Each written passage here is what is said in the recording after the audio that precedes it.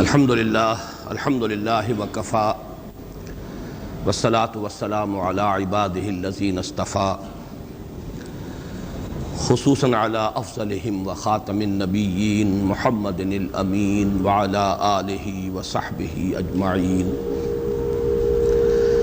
اما بعد فاعوذ باللہ من الشیطان الرجیم بسم اللہ الرحمن الرحیم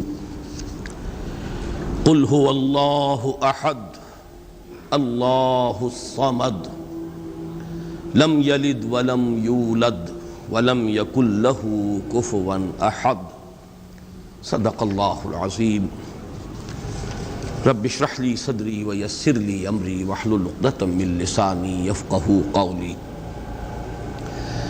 اللہم ربنا الہمنا رشدنا واعذنا من شرور انفسنا اللہم ارنا الحق حقا وارزقنا اتباعه وارنا الباطل باطلا وارزقنا اجتنابه اللہم ربنا آنس وحشتنا فی قبورنا وارحمنا بالقرآن العظیم اللہم اجعلہ لنا اماما ونورا وہدا ورحمہ اللہم ذکرنا منہ ما نسینا وعلمنا منہ ما جہلنا وارزقنا تلاوته آناء اللیل واطراف النہار واجعلہ لنا حجتا یا رب العالمین آمین۔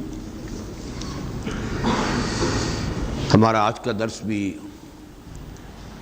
3 ہفتوں کے بعد ہو رہا ہے، یعنی 2 ہفتے کے ناغے سے۔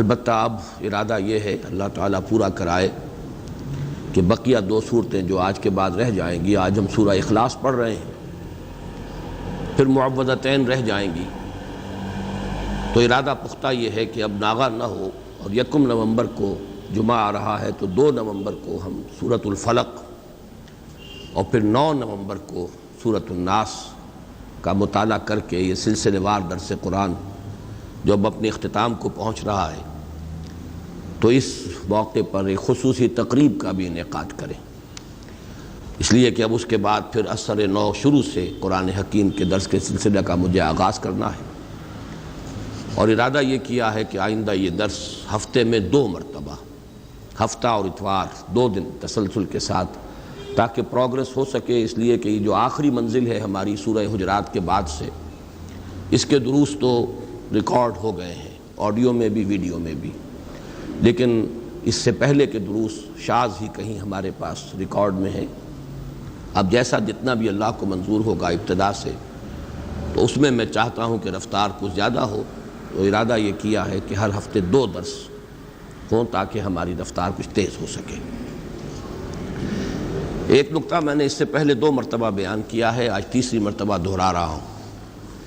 میں سوچ رہا تھا کہ کیوں میں اتنی تکرار کر رہا ہوں، تو ایک تو خیال یہ ہوتا ہے کہ ہر درس میں کوئی ہو سکتا ہے چند ہی لوگ ہوں لیکن نئے ہوتے ہیں، لیکن ایک یہ بھی کہ اگر کسی خیال کی طرف اللہ تعالیٰ نے ذہن کو منتقل کیا ہو اور یہ احساس ہو کہ اس سے پہلے شاید یہ بات کسی گوشے کی جانب سے سامنے نہیں آئی ہے، تو انسان کو فطری طور پر اس سے ایک طبعی لگاؤ ہو جاتا ہے، اور وہ نقطہ یہ ہے کہ قرآن حکیم کی جو آخری 10 آیات ہیں، یہ ایک مکمل قرآن ہے ان منیچر، ایک قرآن ان منیچر، ایک چھوٹا سا قرآن۔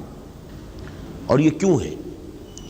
اس لیے کہ ظاہر بات ہے، وہ مصرع زبان پر آ رہا ہے کہ بزم میں اہل نظر بھی ہیں، تماشائی بھی، انسانوں میں عوام بھی ہوتے ہیں، خواص بھی ہوتے ہیں، سنجیدہ طالب علم بھی ہوتے ہیں، اور ایسے بھی ہوتے ہیں کہ جو علم سے یا کوئی طبعی مناسبت نہیں ہوتی یا اتنے مواقع انہیں نہیں ملتے، تو پورے قرآن کا پڑھنا، اس کا سمجھنا، یہ تو ظاہر بات ہے کہ سب لوگوں کا نصیب تو نہیں ہے، لیکن یہ کہ یہ 10 صورتیں چھوٹی چھوٹی صورتیں یہ ایسی ہیں کہ جو اکثر و بیشتر نمازوں میں پڑھی جاتی ہیں۔ عام آدمی بھی ذرا سا بھی اگر مس ہو، لگاؤ ہو، کوئی دلچسپی ہو دین سے، تو ان 10 صورتوں کو تو یاد کر لیتا ہے۔ یہی وجہ ہے کہ تراویح کی نماز میں جہاں کوئی حافظ نہیں ہوتے، یا آخری ایام جو ہوتے ہیں ختم قرآن کے بعد، پھر ان میں انہی 10 صورتوں کو 2 مرتبہ پڑھ کر 20 رکعتوں میں وہ جو تلاوت کی جاتی ہے۔ تو ان میں نے غور کیا تو نظر آیا کہ ایک تو دین کے جو تمام بنیادی تصورات ہیں وہ سب جمع ہو گئے، یہاں تک کہ جو بڑی اہم اصطلاحات ہیں، دین، دین کا بنیادی مفہوم کیا ہے، دین کا اصطلاحی مفہوم کیا ہے، دین کی نسبت اصلاً کس کی طرف ہے، مجازی نسبت کس کی طرف ہے، یہ سارے معاملات، رب کا مفہوم، ربوبیت کے تقاضے، یہ تمام عبادت جو گردان ہوئی ہے، قل یا ایھا الکافرون لا اعبد ما تعبدون ولا انتم عابدون ما اعبد ولا انا عابد ما عبدتم ولا انتم عابدون ما اعبد۔ اب آپ دیکھیے کہ وہ بنیادی اصطلاح ہے اور اس کو کس طریقے سے تکرار کے ساتھ سامنے لایا گیا ہے۔ صلاۃ، یہ بھی اس کے اندر، فویل للمصلین الذین هم عن صلاتهم ساہون، سورۃ الکوثر میں فصل لربک وانحر ان شانئک هو الابتر۔ تو واقعہ یہ ہے کہ اگر یہ 10 صورتیں بھی انسان نے پڑھ لیں، ظاہر بات ہے سورہ فاتحہ تو ہر مسلمان جانتا ہی ہے، پڑھتا ہی ہے، ہر نماز کی رکعت میں پڑھتا ہے، لیکن یہ 10 صورتیں بھی اگر کوئی عام انسان سمجھ لے تو واقعہ یہ ہے کہ دین کے جو بنیادی تصورات ہیں اس کی گرفت میں آ جائیں گے، پھر ان کو یاد رکھنا آسان، ان کو دہراتے رہنا آسان۔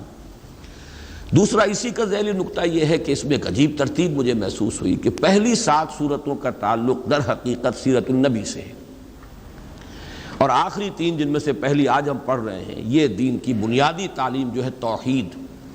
عام طور پر سمجھا جاتا ہے کہ صرف سورہ اخلاص توحید کی صورت ہے، اصل میں معوذتین بھی توحید ہی کی صورتیں ہیں، یہ میں بعد میں بیان کروں گا، اس لیے کہ در حقیقت سورہ اخلاص کی جو دوسری آیت ہے، اللہ الصمد، اللہ ہی وہ ذات ہے جس کی پناہ طلب کی جا سکتی ہے، جس کی طرف رجوع کیا جا سکتا ہے، جس کی پشت پناہی جو ہے چاہی جا سکتی ہے۔ یہ پناہ میں آنا، پشت پناہی طلب کرنا، یہی تو معوذتین کا مضمون ہے۔ تو معوذتین در حقیقت دونوں جو ہے اس اللہ الصمد ہی کی شرح پر مشتمل ہے، اور یہ وہ توحید عملی ہے۔ بہرحال 3 صورتیں آخری جو ہیں وہ تو توحید کا نہایت عظیم خزانہ۔ پہلی 7 صورتوں میں ایک عجیب حسن ترتیب کے ساتھ سیرت کے مضامین ہیں۔ کسی بھی انسانی شخصیت کی سیرت لکھی جائے، اس کی لائف بائیوگرافی لکھی جائے، پہلی بات یہ ہوگی کب ولادت ہوئی، کہاں ولادت ہوئی۔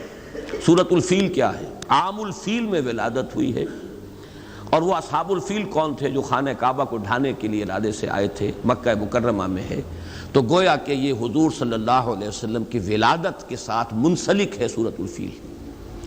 پھر یہ کس قوم سے تھے، کس قبیلے سے تھے، کیا آپ کا خاندان کا حسب نسب کیا ہے۔ سورۃ القریش کیا ہے؟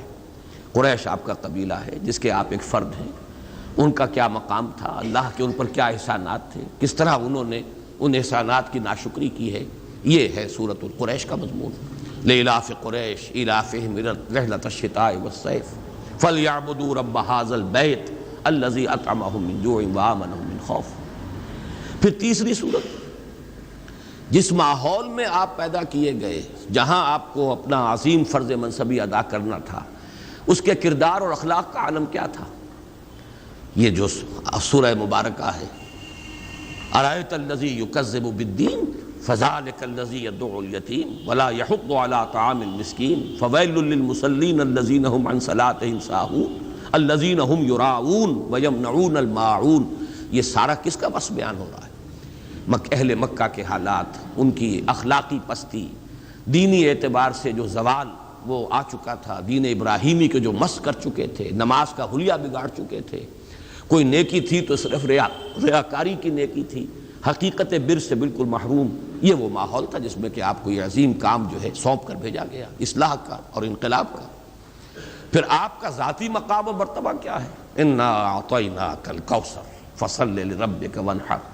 اسی میں یہ کہ مخالفت ہوگی، لیکن آپ کے مخالفین خائب و خاسر ہوں گے، ناکام ہوں گے۔ ان شانئک ھو الابتر۔ قل یا ایھا الکافرون کیا ہے؟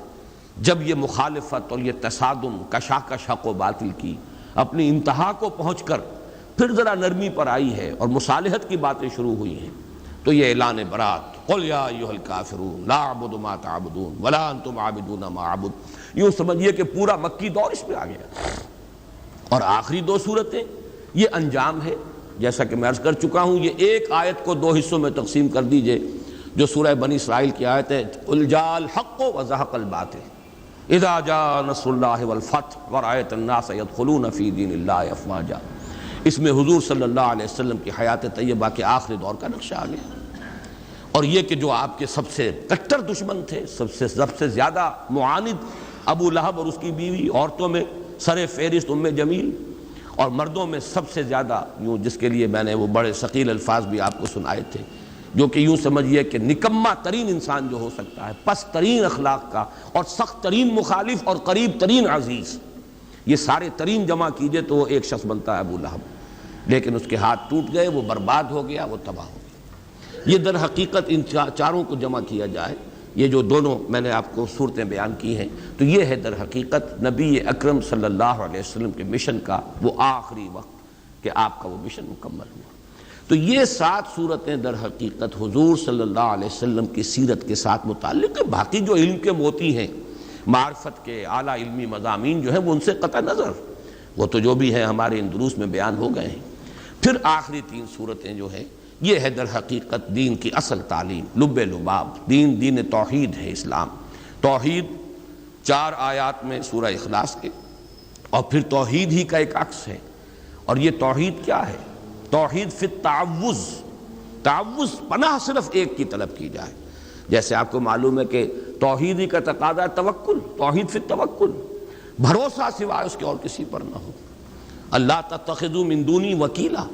اسی طرح یہ توحید تعوذ میں کس سے پناہ طلب کرو گے؟ استعاذہ، کون تمہیں پناہ دینے کی قدرت رکھتا ہے؟ قل اعوذ برب الفلق، قل اعوذ برب الناس۔ تو یہ چند نکات ہیں کہ جن کی طرف ذہن منتقل ہوا، اور میں نے چاہا کہ آج پھر آپ کے سامنے بیان کر دوں۔ ایک دوسرا اہم مضمون جو میں بیان کرتا چلا آ رہا ہوں وہ یہ ہے کہ ان 10 صورتوں کے اندر ترتیب یہ ہے کہ پہلی 4 صورتیں تو نمایاں طور پر جوڑوں کی شکل میں ہیں۔ سورۃ الفیل، سورۃ القریش، یوں سمجھیے ایک ہی مضمون ہے، ایک ہی تصویر کے 2 رخ ہیں۔ پھر اسی طریقے سے اس سے اگلی صورت جو ہے وہ ارایت الذی یکذب بالدین، سورہ معون، اور سورہ کوثر، یہ بھی ایک ہی تصویر کے 2 رخ ہیں۔ ایک کردار وہ ہے جن سے سابقہ ہے محمد الرسول اللہ صلی اللہ علیہ وسلم کو، ایک مقام و مرتبہ ہے محمد الرسول اللہ کا، یہ بھی ایک ہی مضمون ہے، جوڑا ہے۔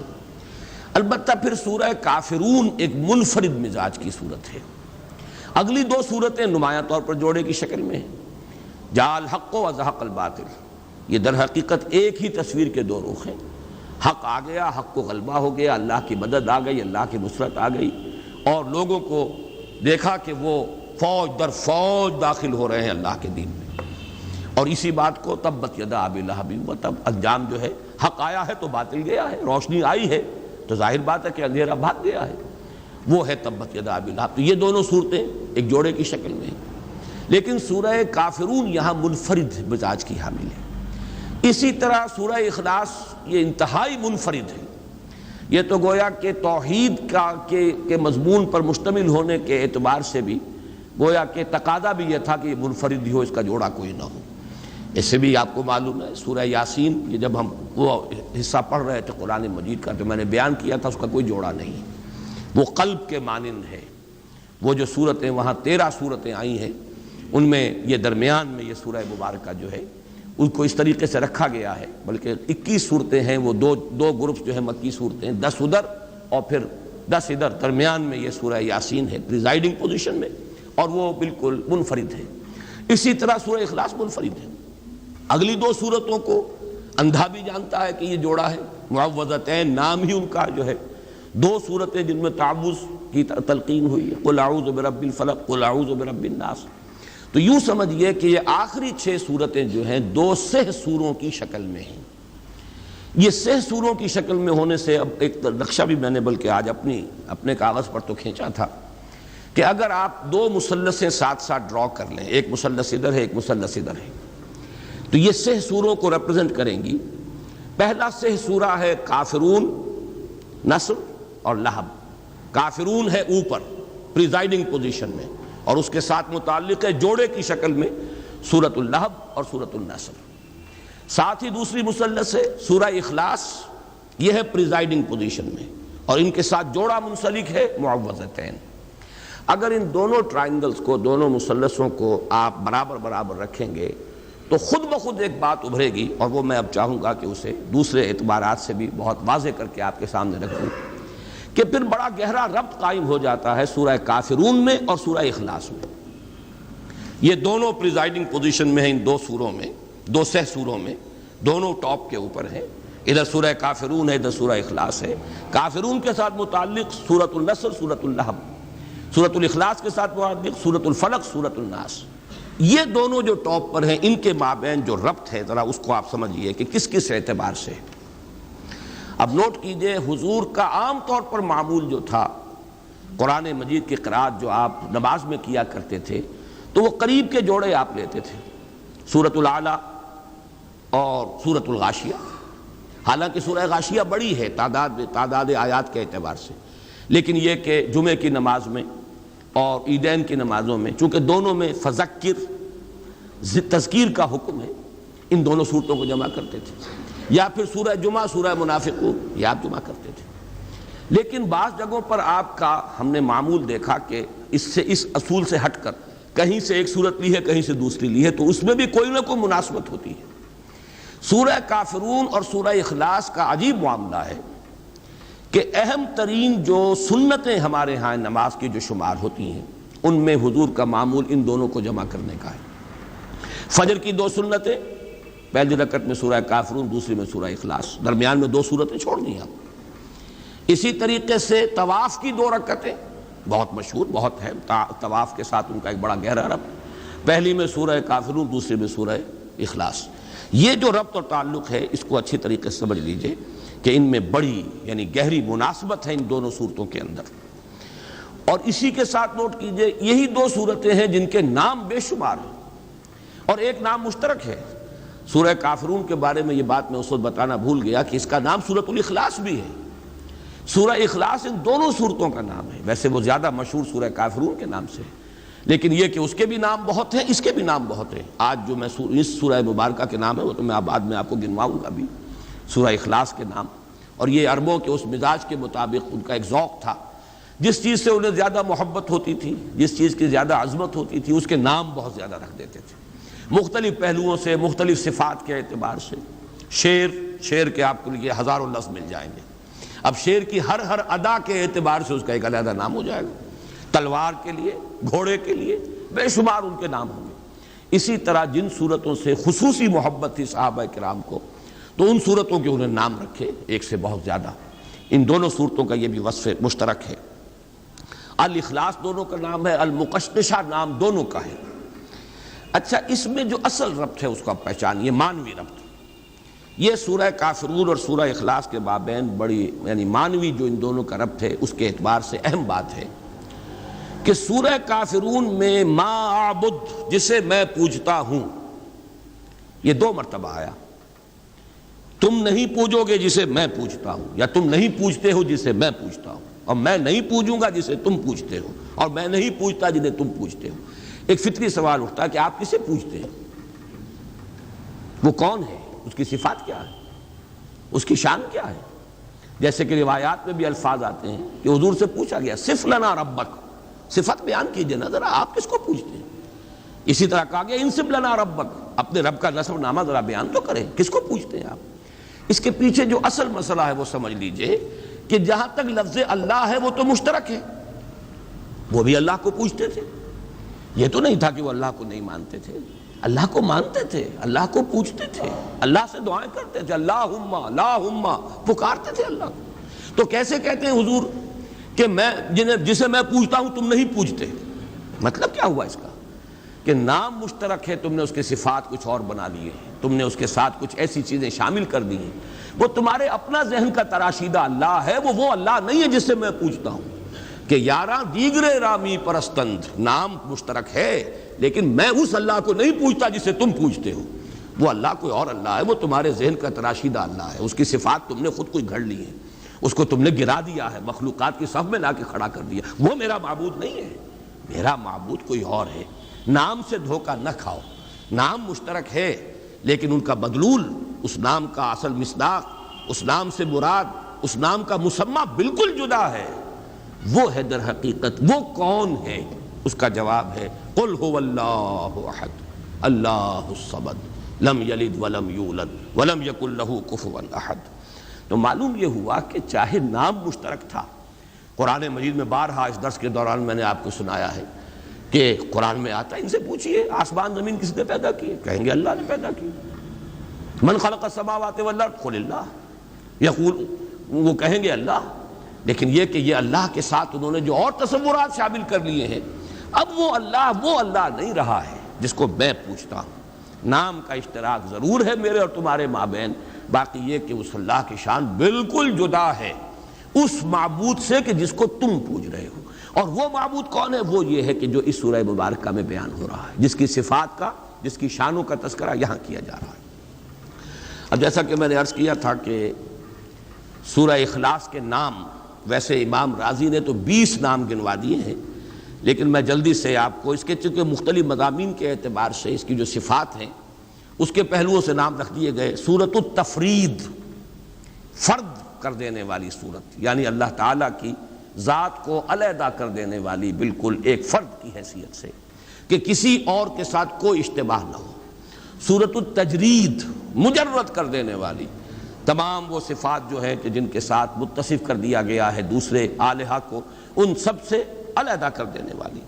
سورۃ التوحید، سورۃ النجات، سورۃ الولایہ، سورۃ النسبہ، سورۃ المعرفہ، سورۃ الجمال، سورۃ المقشقشہ، سورۃ الصمد۔ یہ بھی نوٹ کیجئے، پورے قرآن حکیم میں چونکہ صرف یہی سورہ مبارکہ ہے جس میں الصمد کا لفظ آیا ہے، بلکہ نہ اس مادے سے کہیں کوئی لفظ آیا ہے، نہ کوئی نکرہ، نہ کوئی معرفہ، نہ کوئی اس سے مشتق، بلکہ اس مادے سے بس یہی ایک لفظ آیا ہے جو سورہ مبارکہ میں الصمد۔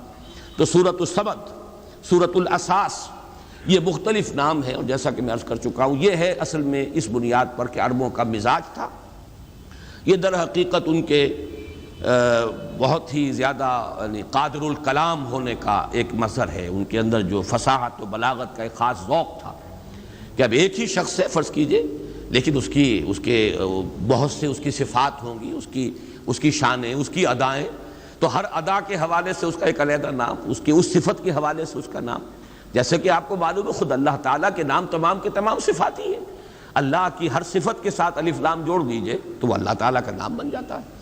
تو اس اعتبار سے جن چیزوں سے محبت زیادہ ہوتی تھی، جس سے عقیدت ہو یا جس سے کی عظمت کا کوئی دل میں نقش قائم ہو، اس کے لیے وہ بہت سے نام رکھ دیتے تھے۔ ایک یہ کہ اس سورہ کا زمانہ نزول کیا ہے، یہ بھی ایک اہم مضمون ہے۔ یہ سورہ مبارکہ ان چند صورتوں میں سے ہے جن کے بارے میں بالآخر یہ کہا گیا کہ یہ 2 مرتبہ نازل ہوئی، اس لیے کہ بہت سی روایات ہیں جو اس طرح دلالت کرتی ہیں کہ یہ مکی صورت ہے، اس لیے کہ مشرکین مکہ نے سوال کیا تھا کہ صف لنا ربک یا انصب لنا ربک، ذرا بیان کیجئے کیا آپ کس کو پوجتے ہیں؟ آپ کہتے ہیں کہ میں نہیں پوجتا اسے جنہیں تم پوجتے ہو، اور تم نہیں پوجتے اسے جسے میں پوجتا ہوں، تو آپ کسے پوجتے ہیں؟ ہمیں ذرا بیان کیجئے اس کی شان کیا ہے، اس کی صفات کیا ہے۔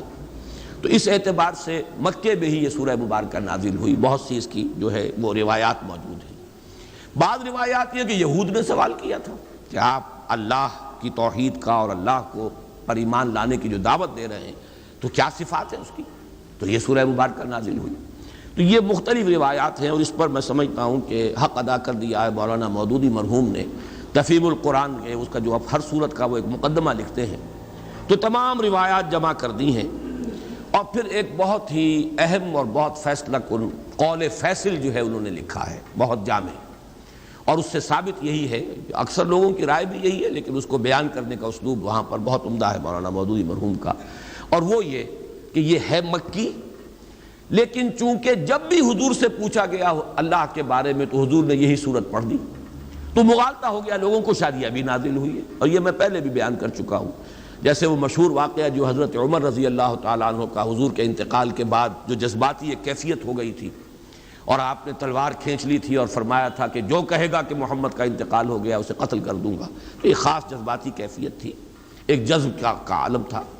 تو اس وقت حضرت ابو بکر رضی اللہ تعالیٰ عنہ نے جب کھڑے ہو کر خطبہ دیا ہے، من کان یعبد محمدا فإن محمدا قد مات ومن کان یعبد اللہ فإن اللہ حی لا یموت، اور پھر آیت پڑھی وما محمد الا رسول قد خلت من قبلہ الرسل افإن مات او قتل انقلبتم علی اعقابکم۔ تو حضرت عمر اپنا یہ تاثر بیان کرتے ہیں کہ مجھے محسوس ہوا جیسے یہ آیت مبارکہ ابھی نازل ہوئی۔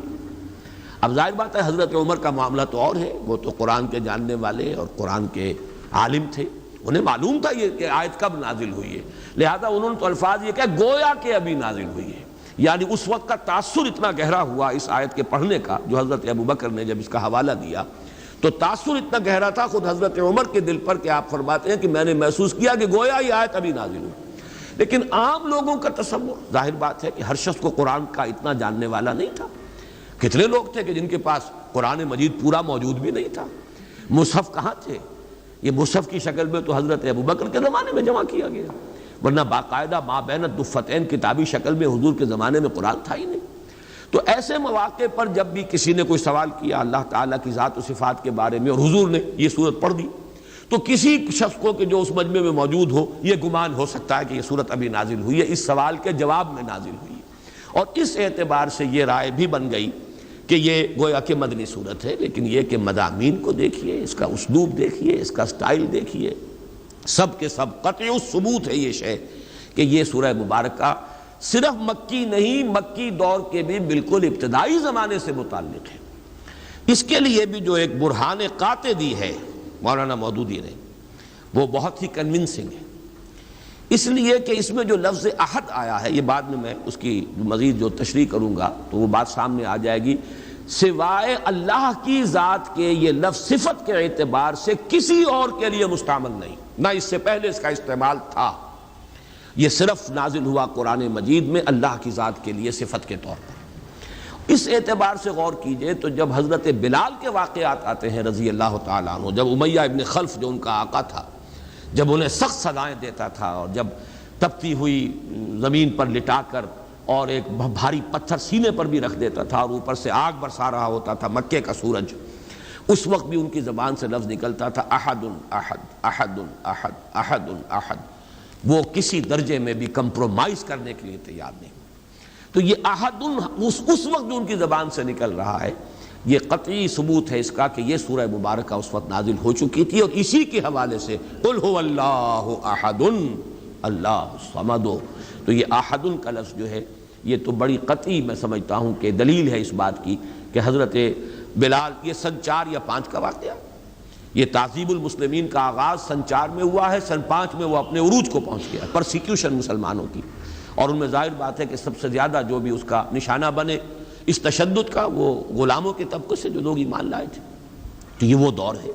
تو اس سے یہ ثبوت اس کا بالکل واضح طور پر مل گیا کہ یہ مکی صورت ہے، البتہ چونکہ اس کا بہت سے مواقع پر حوالہ آیا ہوگا بالکل فطری طور پر کہ جب بھی اللہ کی ذات و صفات کا معاملہ زیر بحث آیا، یقیناً حضور نے یہی سورہ مبارکہ پڑھ دی، اور یہی سب سے مختصر صورت بھی ہے اور بہت جامع بھی ہے۔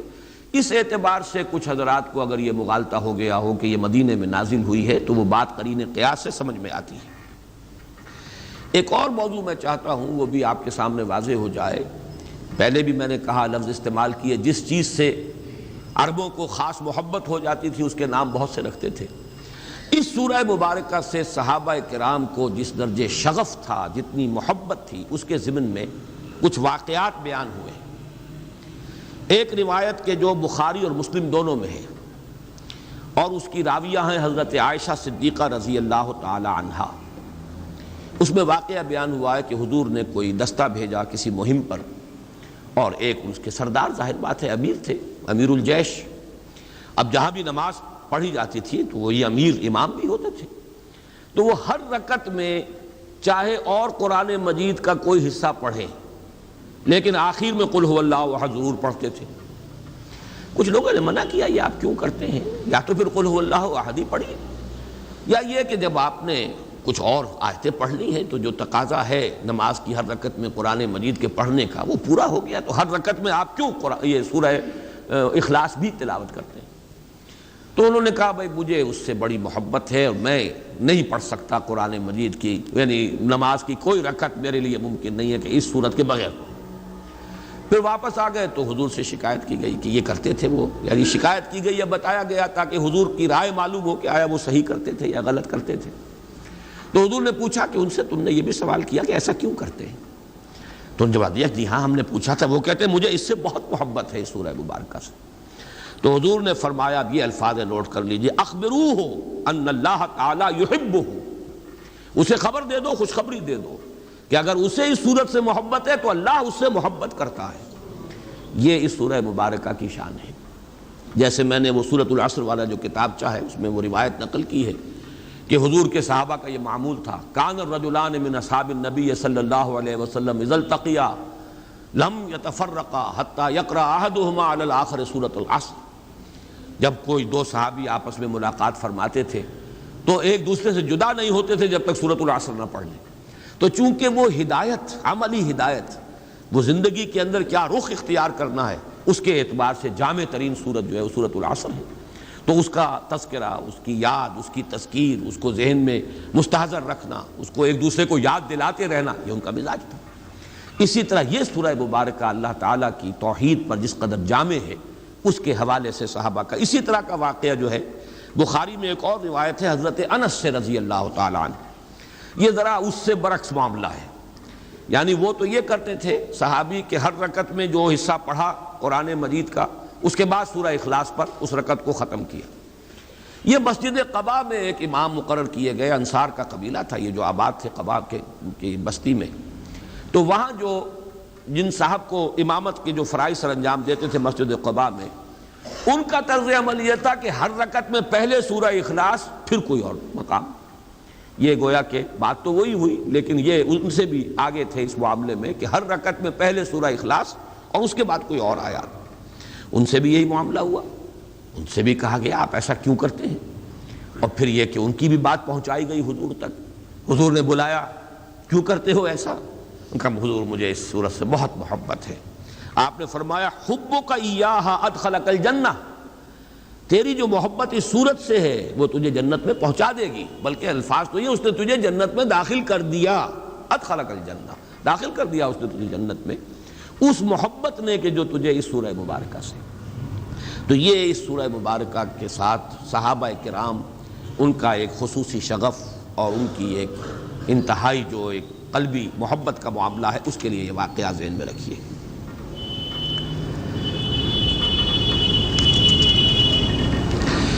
اس صورت کے بارے میں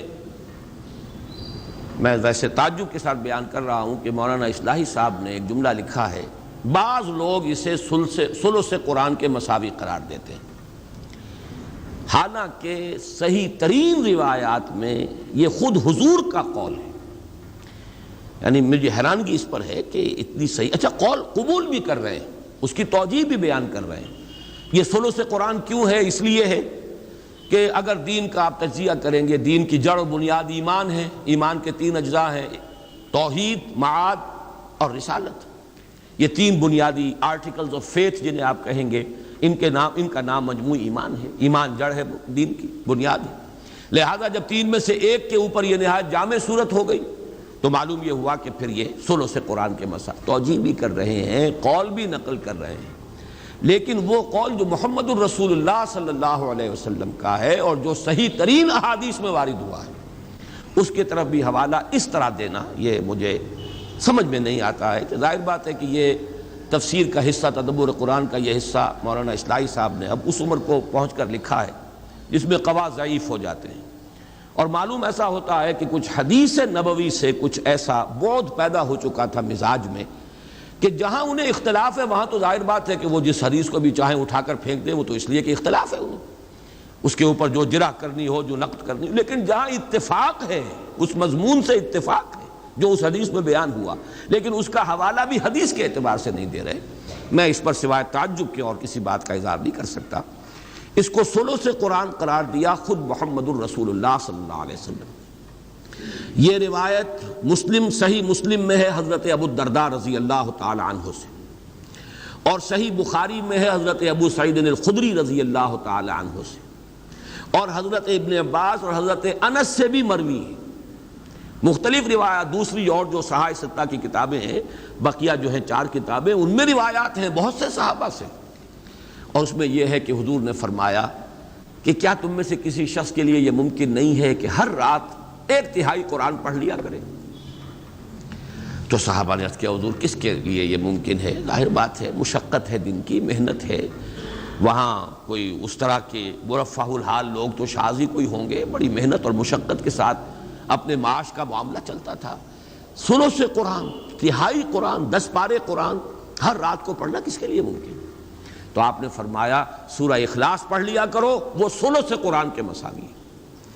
اب یہ جو یعنی حدیث ہے جو اس سورہ مبارکہ کی عظمت اور اس کی فضیلت کو بیان کر رہی ہے، یہ حدیث جیسا کہ میں نے آپ کو بتایا مسلم شریف میں ہے، حضرت ابو الدرداء سے، بخاری شریف میں ہے، حضرت ابو سعید خدری سے، اور بقیہ کتابوں میں بھی ہے بہت سے صحابہ سے۔ اور اس کی وجہ کیا ہے؟ وجہ یہ ہے کہ یہ توحید کے موضوع پر جامع ترین صورت ہے۔ یہ میں اصل میں مضمون ذرا آج کے درس کے اختتام پر چاہتا ہوں لانا۔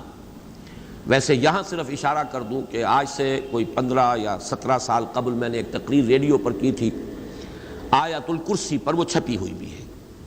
اس میں نے ایک بات کہی تھی جس کی میں اس وقت اصلاح کرنا چاہتا ہوں کہ اس میں مجھ سے ایک غلطی ہوئی بیان کرنے میں۔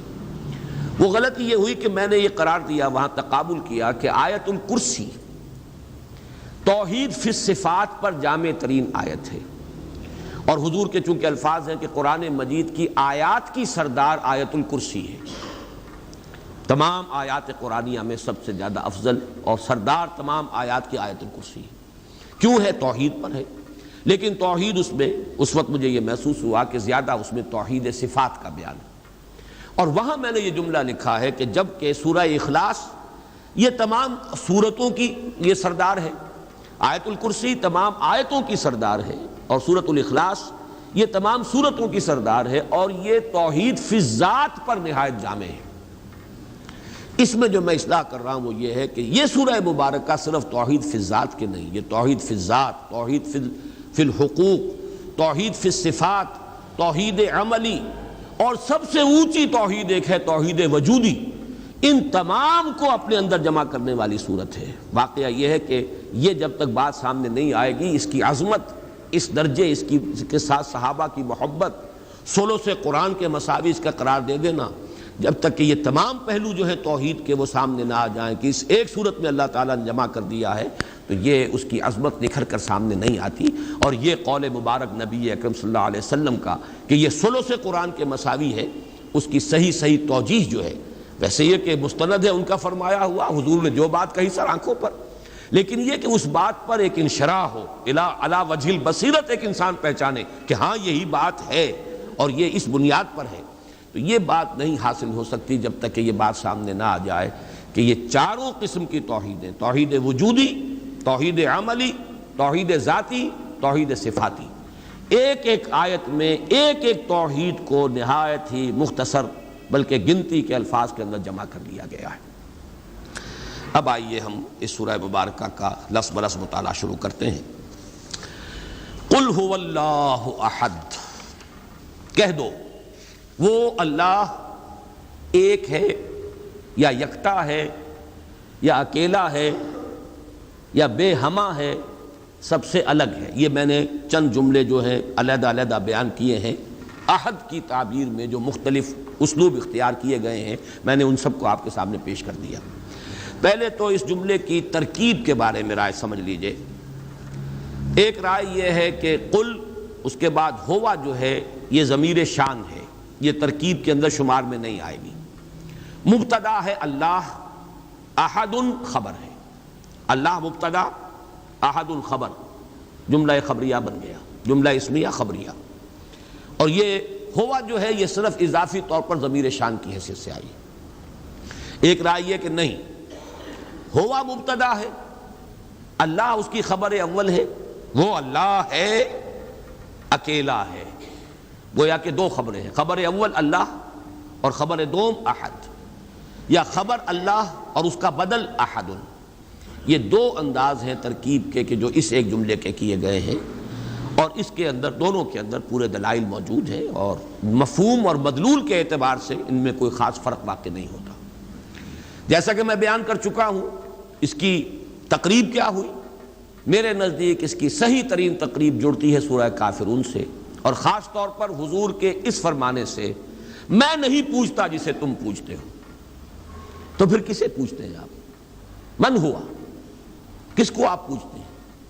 اگر اللہ ہم بھی پوچھتے ہیں، لیکن یہ کہ وہ اللہ کوئی اور اللہ ہے جسے میں پوچھتا ہوں، جسے تم پوچھتے ہو وہ اللہ، تمہارا نام تم نے جو رکھ لیا ہے، یہ تمہارے اپنے ذہن کا تراشیدہ کوئی خدا ہے، اللہ ہے۔ می تراشد فکر ما ہر دم خدا وندے جگر، رست از یک بند تا افتاد در بندے دیگر، اس اللہ کو میں نہیں پوچھتا، میں جسے پوچھتا ہوں وہ اللہ ہے جو اکیلا ہے۔ اس کے ساتھ ہی اب میں چاہتا ہوں کہ کیونکہ اب ہم اختتام پر پہنچ رہے ہیں اور غالباً اب اگلی دو صورتوں میں لفظ اللہ نہیں آ رہا، اعوذ برب الفلق، اعوذ برب الناس، ملک الناس، الہ الناس، الہ کا لفظ تو آئے گا، اب اللہ کا لفظ نہیں آئے گا۔ یہ آخری آیت ہے قرآن مجید کی جس میں اللہ کا یہ اسم مبارک آ رہا ہے۔ اس کے بارے میں چند باتیں جو ہے وہ نوٹ کر لیجئے۔ اللہ، دو رائے ہیں اس کے بارے میں۔ ایک رائے جو زیادہ صوفیانہ مذاق رکھنے والوں کی رائے ہے، وہ یہ ہے کہ یہ اسم جامد ہے، مشتق نہیں ہے، کسی اور مادے سے نکلا نہیں ہے، اسم جامد ہے اور اسم ذات ہے اللہ کا۔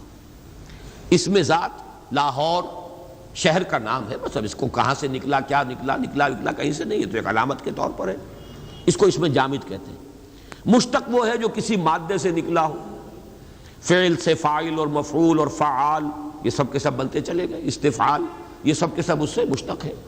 علم سے عالم، علامہ، علیم، متعلم یہ سب کے سب آ گئے، معلم یہ سب مشتق ہے، مادہ علم ہے۔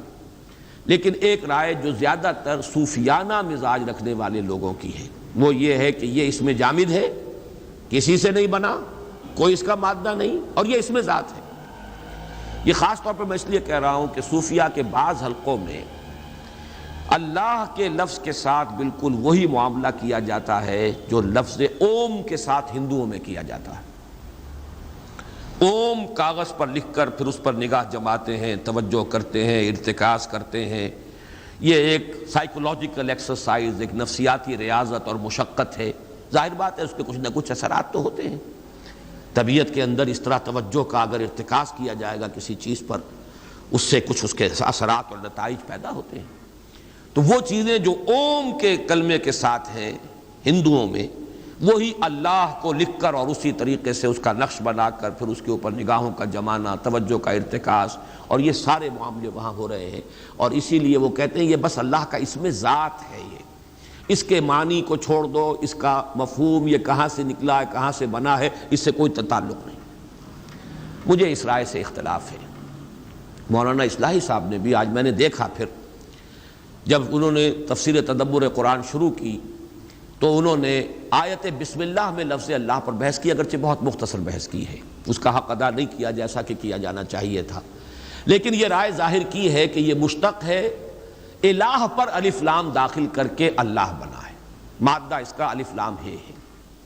یہ گویا کہ وہ جو صوفیانہ مزاج کی بات ہے، گویا کہ اس کی نفی کی، چاہے اس کا تذکرہ انہوں نے نہیں کیا، لیکن میں حیران ہوا ہوں کہ یہاں سورہ اخلاص پر آ کر انہوں نے یہ لکھ دیا ہے روا روی میں یہ اسم ذات ہے اللہ کا، حالانکہ اسم ذات قرار دینا اس کے تقاضے بالکل کچھ اور ہیں، وہ تو پھر اسم جامد ہے، اور یہ صوفیاء کا مسلک و مشرب ہے، جبکہ نحویین کا سب کا تقریباً اتفاق ہے اس بات پر جو مولانا اصلاحی نے آیت بسم اللہ میں لفظ اللہ کی بحث میں لکھی ہے، اسی سے مجھے اتفاق ہے، پہلے بھی تھا آج بھی ہے، کہ یہ بھی اللہ کا ایک صفاتی نام ہے۔ جیسے قادر، یہ ایک اس میں نکرہ، القادر الف لام لگ گیا، معرفہ ہو گیا، یہ اللہ کا نام ہو گیا۔ علیم صفت ہے، العلیم، الخبیر، یہ اللہ کے نام بن گئے۔ الہ، یہ ایک اس میں نکرہ ہے، اور الالہ میں اصل میں یہ ہوا ہے کہ دو لام جڑ گئے، اب بیچ میں سے ایک جو حمزہ ہے وہ نکال دیا گیا، الہ والا، اللہ یہ اصل میں الالہ ہے، معبود برحق، معبود حقیقی، الہ حقیقی، اور بہت سے الہ گھڑ لیے گئے، لیکن الہ واقعی، الہ حقیقی، وہ در حقیقت دی الہ جس کو کہا جائے گا وہ اللہ ہے۔ اس معنی میں اس دوسری رائے ہی کے ساتھ میرا اتفاق ہے۔ باقی یہ کہ یہ لفظ اس کا مادہ کیا ہے، یہ آج پھر میں سرسری طور پر آپ کو بتا دینا چاہتا ہوں کہ واقعہ یہ ہے کہ اللہ تعالیٰ کی ذات و صفات کے لیے اور اس کے ساتھ بندوں کے ذہنی، قلبی اور نفسیاتی جو ربط اور تعلق اور نسبت قائم ہو سکتے ہیں، ان سب کی تعبیر کے لیے اس سے زیادہ جامع مادہ کوئی ممکن نہیں تھا، اس لیے کہ عربی زبان میں الہ یا الہو اس کے معنی ہے عبادہ، الہ یا الہو عبادہ، کسی کی عبادت کی، تعلہ بھی آتا ہے، یہ باب تفاعل سے کسی کو معبود بنا لینا۔ پھر الہ یلہ آتا ہے دو معنی میں، الہ الفصیل الی امہ، کوئی جانور ہے، گائے ہے، اس کا بچڑا جو ہے آپ نے دور باندھا ہوا ہے تاکہ دودھ نہ پی جائے، کہیں اگر رسی کھل گئی تو جیسے وہ بے تابانہ دوڑتا ہے ماں کے تھنوں کی طرف، یہ جو اس کی کیفیت ہے، یہ ہے الہ یلہ، الہ الفصیل الی امہ۔ وہ بچہ جو ہے جو ماں سے جدا کر دیا گیا تھا، اس کو وہ دوڑا لپکا والہانہ انداز میں اپنی ماں کی طرف، تو الہ یلہ جو ہے لپکنا والہانہ انداز میں۔ پھر اسی کا ایک مفہوم ہے الہ کا تحیرہ، متحیر ہو گیا، کچھ سمجھ میں نہیں آ رہی۔ یہ بھی در حقیقت اللہ کی ذات کے بارے میں انسان جتنا غور کرے سوائے تحیر کے کچھ حاصل نہیں۔ یہ فلسفیوں کا جو آخری تصور ہو سکتا ہے اللہ کے بارے میں، غور و فکر کرنے والوں کا، سوچنے والوں کا، وہ یہ ہے کہ کس نقشد و نقصایت بحکمت معمارہ، کچھ نہیں جان سکتے اس کے بارے میں ہم۔ تحیر کے سوا ہاتھ میں کچھ نہیں آتا۔ پھر ایک رائے یہ ہے کہ اس کا اصل مادہ ہے والہ یلہ، واو جو ہے الف سے، حروف علت جو ہے آپ کو معلوم ہے یہ بدل جاتے ہیں، تو یہ والہ یلہ ہے جس سے لفظ بنتا ہے والہانہ، انتہائی محبت، شدید محبت، والہانہ محبت۔ ایک رائے یہ ہے کہ یہ لاہ یلاہ سے ہے، لاہ احتجبہ، کسی چیز کا چھپ جانا، مخفی ہو جانا، لاہ یلوہ، کوئی شے چھپ گئی، مخفی ہو گئی، احتجبہ، تو یہ اللہ تعالیٰ کی ذات کہ جو اس اعتبار سے حجاب میں ہے، پردے میں ہے۔ اگرچہ بڑا پیارا جملہ ہے امام راضی کا، میں نے آپ کو بہت سے مواقع پر سنایا ہے، فَسُبْحَانَ الَّذِي احْتَجَبَ لِشِدَّةِ ظُہُورِهِ، پاک ہے وہ ذات جو چھپ گئی ہے اپنے ظہور کی شدت کی وجہ سے۔ جیسے سورج کو آپ دیکھ نہیں سکتے، آنکھیں چکا چاند ہو جائیں گی، آپ دیکھ نہیں سکتے، یہ نہیں کہ سورج چھپا ہوا ہے، سورج تو آیا ہے، آپ نہیں دیکھ سکتے، اس کے ظہور کی شدت اتنی ہے کہ آپ دیکھ نہیں سکتے، تاب نہیں لا سکتے۔ فَسُبْحَانَ الَّذِي احْتَجَبَ لِشِدَّةِ ظُہُورِهِ، پاک ہے وہ ذات جو پردے میں آ گئی ہے، چھپ گئی ہے، لیکن یہ چھپ جانا اس کا اپنے شدت ظہور کی وجہ سے، اس کے ظہور کی شدت اتنی ہے۔ اب یہ جو میں نے 5 استعمالات بتائے ہیں، لفظ الہ ان سب سے مشتق، ان سے مل کر بنا ہے۔ اب دیکھیے 3 ہیں اصل میں تصور معبود کے۔ عام لوگوں کا تصور معبود کیا ہے جو نہ فلسفی ہے، نہ صوفی ہے، اس سے آگے اسے اٹھنے کا موقع ہی نہیں ملا، نہ فکری اعتبار سے، نفسیاتی اعتبار سے۔ عام آدمی ہے، محنت کرتا ہے، مزدوری کرتا ہے، ہل چلاتا ہے، کچھ اینٹیں ڈھوتا ہے، بہرحال اس کا بھی ایک تصور تو ہے۔ اس کا تصور کس سے ہے؟ اس کی احتیاجات ہوتی ہیں، اس کو تکلیفیں آ جاتی ہیں، اسے بیماری آ جاتی ہے، کسی کو وہ پکارتا ہے، کوئی میرا مددگار، کوئی ہے جو مجھے ان مصائب سے چھٹکارا دلا دے، کوئی ہے جس کی پناہ میں طلب کر سکوں، کوئی میرا مددگار ہے۔ یہ جو کسی کی طرف رجوع کرنا ہے اپنی احتیاج میں، اپنی مشکلات میں، یہ معبود کا ایک سب سے زیادہ جو پریمیٹیو تصور ہے۔ ایک عام انسان کا تصور جو ہے وہ وہی ہے، جیسے بچہ اپنی والدہ کو سمجھتا ہے میری محافظ یہ ہے، مجھے دودھ یہ دیتی ہے، مجھے بچاتی یہ ہے۔ سب سے چھوٹا بچہ تو ظاہر بات ہے ماں کے سوا جانتا ہے کس کو ہے، وہ تو اسی کی چھاتیوں کی طرف لپکتا ہے، اس کی ساری ضرورت جو ہے وہ وہاں سے پوری ہو رہی ہے۔ اور اس کے بعد بھی جیسے جیسے ذہن کھلتا ہے پھر والدین ہیں، والد کا اس کو تصور حاصل ہوتا ہے، بھائیوں کا، بہنوں کا، کنبے کا، اپنے قبیلے کا۔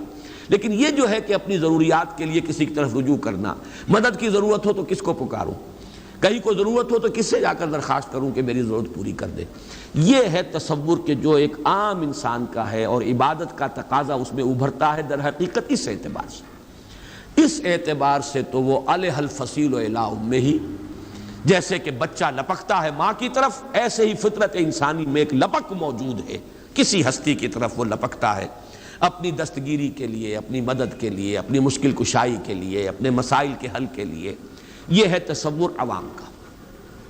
اس سے اوپر تصور فلاسفہ کا، اہل منطق کا، سوچتے چلے جائیں، غور و فکر کرتے چلے جائیں، ایک جگہ آ کر رکنا پڑتا ہے، اور سوائے اس کے کچھ نہیں کہہ سکتے کہ کچھ نہیں سمجھ سکتے۔ اس کی ذات ما ورا، وراء الورا، وراء الورا، وراء الورا، ہمارے وہم سے، خیال سے، تصور سے، تخیل سے سب سے بعید، کوئی اس کا تصور نہیں، کوئی اس کے بارے میں ہم کچھ نہیں کہہ سکتے۔ ہمارے ہاں بھی متکلمین نے درجے قائم کیے ہیں ذات بحت صفات کے معاملے میں بھی وہ کہتے ہیں وہ صفات کا تصور بھی جو ہے اللہ کی ذات جو ہے در حقیقت اس سے بھی بہت بلند ہے کہ اس کے ساتھ کسی صفت کا بھی تصور کیا جائے، اس لیے کہ صفات میں سلبی صفات بھی ہیں، صفات میں انفعالی صفات بھی ہیں۔ اللہ خوش ہوتا ہے، اللہ ناراض ہوتا ہے، یہ انفعالی کیفیت ہے۔ آپ کے کسی دوست نے آپ کے لیے کوئی اچھا کام کیا تو آپ خوش ہوئے نا، یہ خوشی پیدا ہوئی ہے رد عمل کے طور پر کسی کے طرز عمل سے یا کسی شے کو دیکھ کر، یہ ایک انفعالی صفت ہے۔ آپ کو غصہ آتا ہے، اللہ غضبناک ہوتا ہے، غضب اللہ تعالی واہتز لہ العرش، اللہ غضبناک ہوتا ہے یہاں تک کہ اس کا تخت کانپنے لگتا ہے، لیکن یہ انفعالی کیفیت ہے۔ کسی نے کچھ آپ کا بگاڑا ہے، کسی نے بغاوت کی ہے، کسی نے توہین کی ہے، کسی نے آپ کے ساتھ کوئی ناروا معاملہ کیا ہے تو اس کے رد عمل میں یہ غضب پیدا ہوا۔ تو اس اعتبار سے ہمارے متکلمین بھی پہنچتے ہیں ذات بحت وہ تو صفات سے بھی گویا کہ معرہ، بالکل وہ ہر کیفیت سے انفعالی اور ان تمام چیزوں سے ماورا، لیکن بہرحال وہ تو ایک دور کی بات ہے۔ البتہ جیسے کہ میں نے عرض کیا ذات کے بارے میں سوائے تحیر کے اور کچھ حاصل نہیں ہو سکتا، یہ فلاسفہ کا تصور ہے۔ وہ ذات جس کی کنہ سمجھ میں نہیں آ سکتی، جس کو کہ میں نے بارہا آپ کو سنایا ہے، حضرت ابوبکر صدیق رضی اللہ تعالی عنہ اور حضرت علی رضی اللہ تعالی عنہ دونوں کے مقولوں سے مل کر وہ ایک شعر بن جاتا ہے۔ حضرت علی کا ہے والبحث عن کنہ الذات اشراک، اور حضرت ابوبکر کی طرف منسوب ہے یہ قول کہ العجز عن درک الذات ادراک، اللہ تعالیٰ کی ذات کے ادراک سے عاجز ہو جانا ہی ادراک ہے، بس اس کے سوا ہم کچھ نہیں جان سکتے کہ اسے ہم نہیں جان سکتے۔ معلومم شد کہ ہیچ معلوم نہ شد، یہ بھی بہت بڑی معرفت ہوتی ہے کہ آدمی کو معلوم ہو جائے کہ میرے علم کی رسائی بس یہیں تک ہے، اس سے آگے نہیں ہے۔ یہ سب سے بڑی معرفت یہ ہے، انسان کو معلوم ہو کہ میں کہاں تک پہنچ سکتا ہوں، کہاں سے آگے میری رسائی نہیں ہے۔ اس اعتبار سے العجز عن درک الذات ادراک، اللہ کی ذات کے ادراک سے عاجز ہو جانا ہی ادراک ہے۔ والبحث عن کنہ الذات اشراک، اور اللہ کی ذات میں کوئی کنہ میں اس کی اگر آپ ماہیت کو سمجھنے کی کوشش کریں گے تو شرک میں مبتلا ہو جائیں گے، اس لیے کہ کوئی نہ کوئی نقشہ ذہن میں جمائیں گے اور وہ نقشہ اس ذات کا ہے ہی نہیں، وہ آپ کے ذہن میں آ ہی نہیں سکتا، تو یہ تو کوئی آپ کا اپنا ڈرا کیا ہوا نقشہ ہے، آپ کے اپنے ذہن کا تراشیدہ خدا ہے۔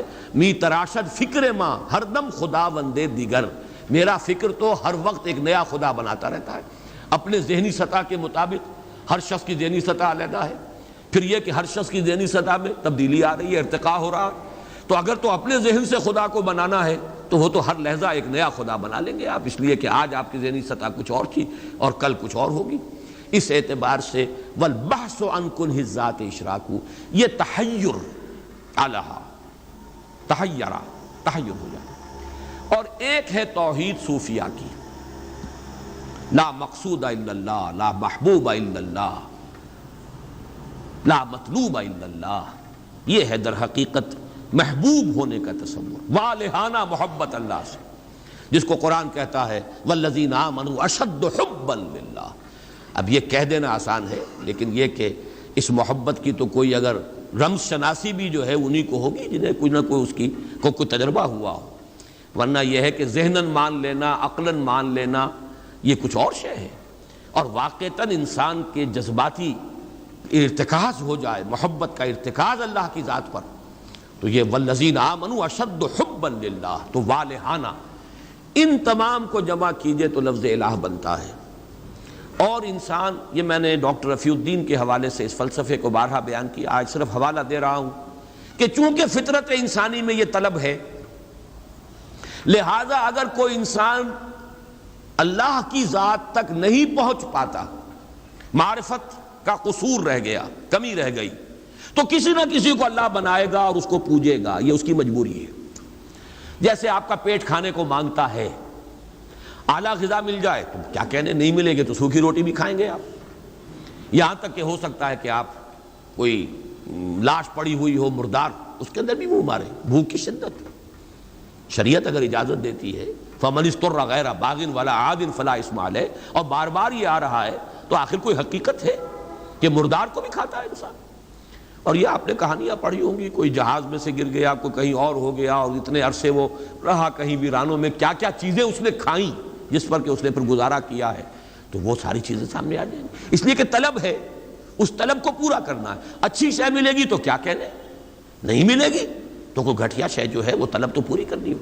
اسی طرح کسی کو پوجنا, کسی سے محبت کرنا, کسی کو اپنا مطلوب بنانا, کسی کو آدرش بنانا, کسی کو آئیڈیل بنانا, کسی کو نسب العین بنانا, یہ فطرت انسانی کا تقاضا ہے. اگر خدا کو نہیں بناؤ گے کسی اور شے کو بناؤ گے, خدا کو نہیں بناؤ گے اولاد کو بناؤ گے, خدا کو نہیں بناؤ گے پیسے کو بناؤ گے, خدا کو نہیں بناؤ گے شہرت کو بناؤ گے. اللہ مطلوب و مقصود نہیں بنے گا تو دنیاوی وجاہت بن جائے گی, نام ہو جائے میرا, دولت ہو جائے میرے پاس, کوئی نہ کوئی شے. وطن کو بنا لو گے, وطن پر نثار ہوگے, وطن پر جانے نچھاور کرو گے, وطن کے لیے جیو گے, وطن کے لیے مرو گے. قومیت کو بنا لو گے, قومیت کے لیے گندا سا گندا کام بھی کر جاؤ گے اور اعلیٰ سے اعلیٰ قربانی بھی دے جاؤ گے. قومیتوں کے لیے کیا نہیں ہوتا.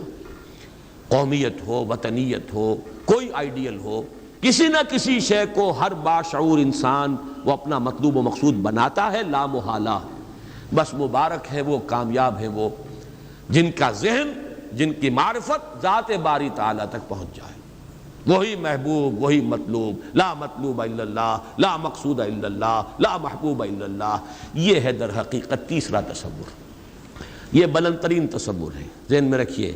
عامیانہ تصور معبود کا بحیثیت مشکل کشا, بحیثیت رازق, بحیثیت دستگیر, بحیثیت مددگار, یہ ہے معبود کا ایک تصور.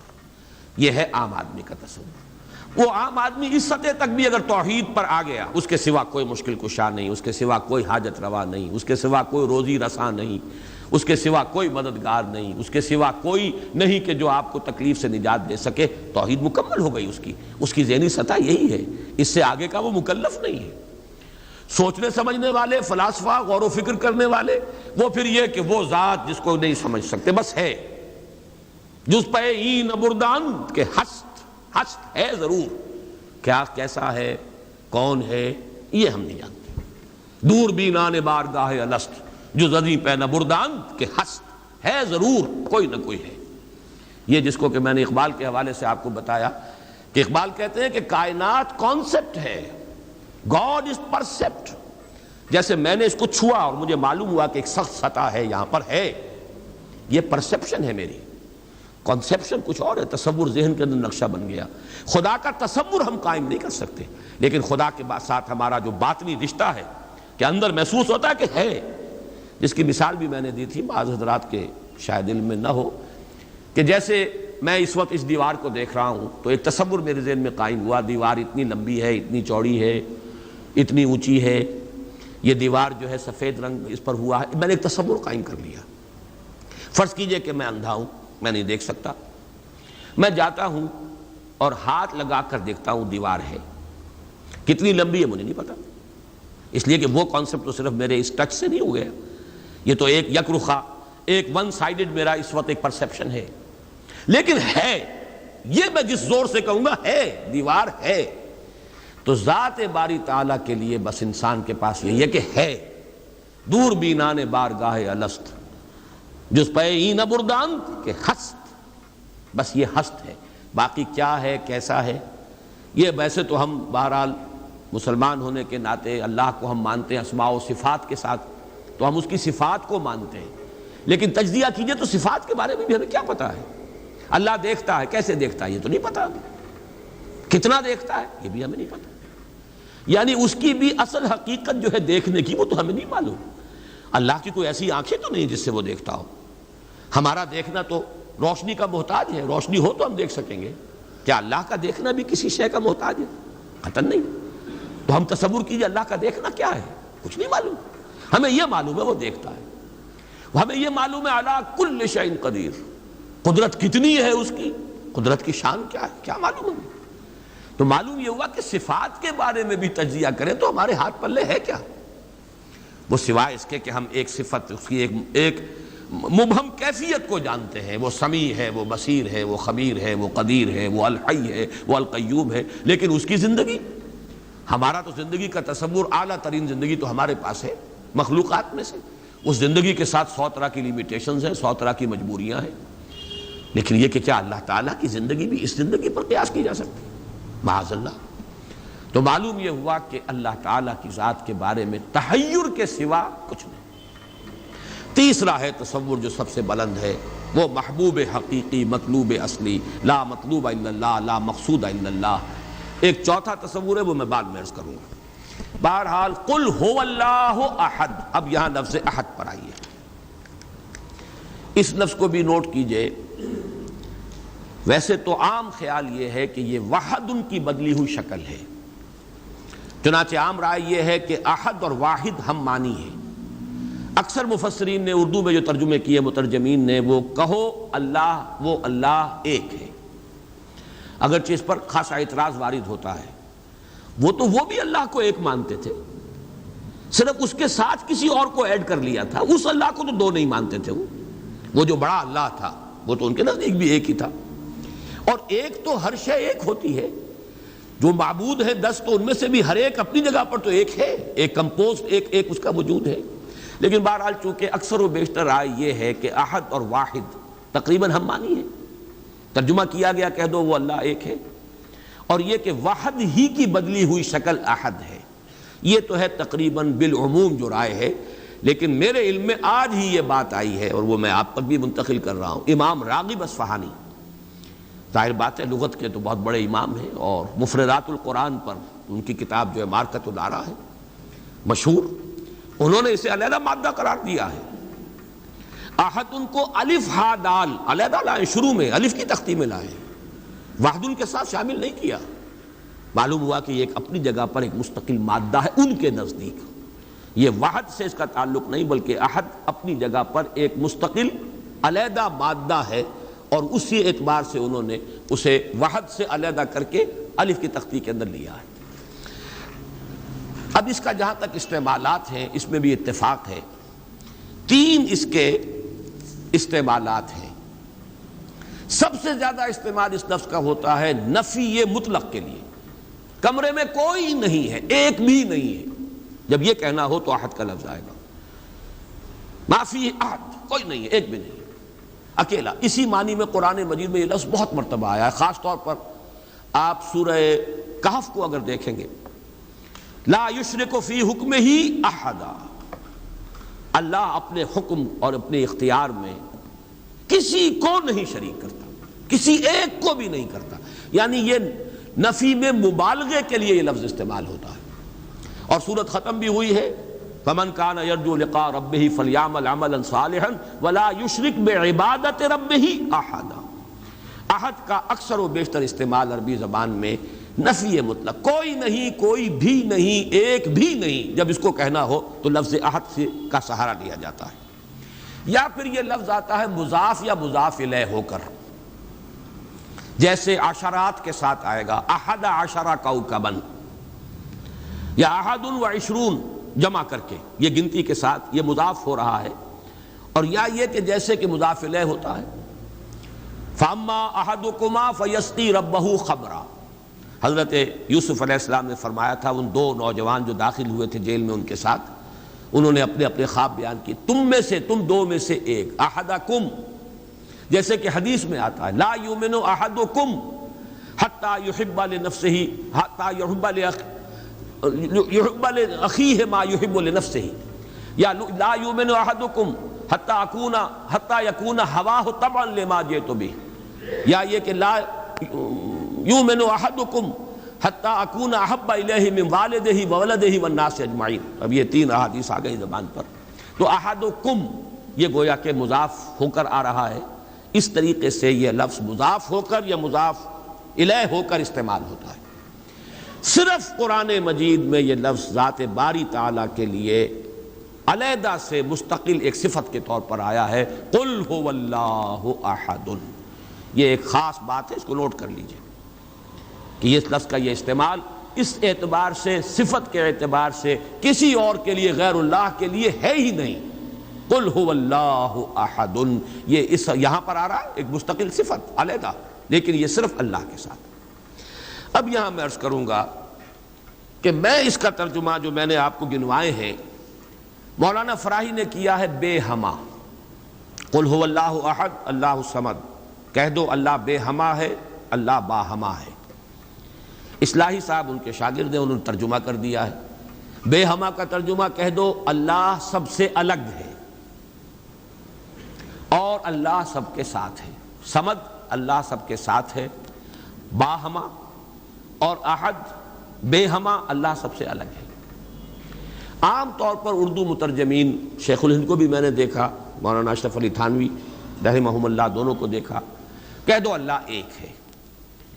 لیکن یہ کہ بہرحال میرا مزاج، میرا ذوق اس ترجمے کو قبول نہیں کرتا۔ واحد اور ہے، احد اور ہے، یہ شان ہی علیحدہ ہے۔ اس لفظ کو واحد کے بالکل برابر کر دینا کم سے کم میرا ذوق اسے قبول نہیں کرتا۔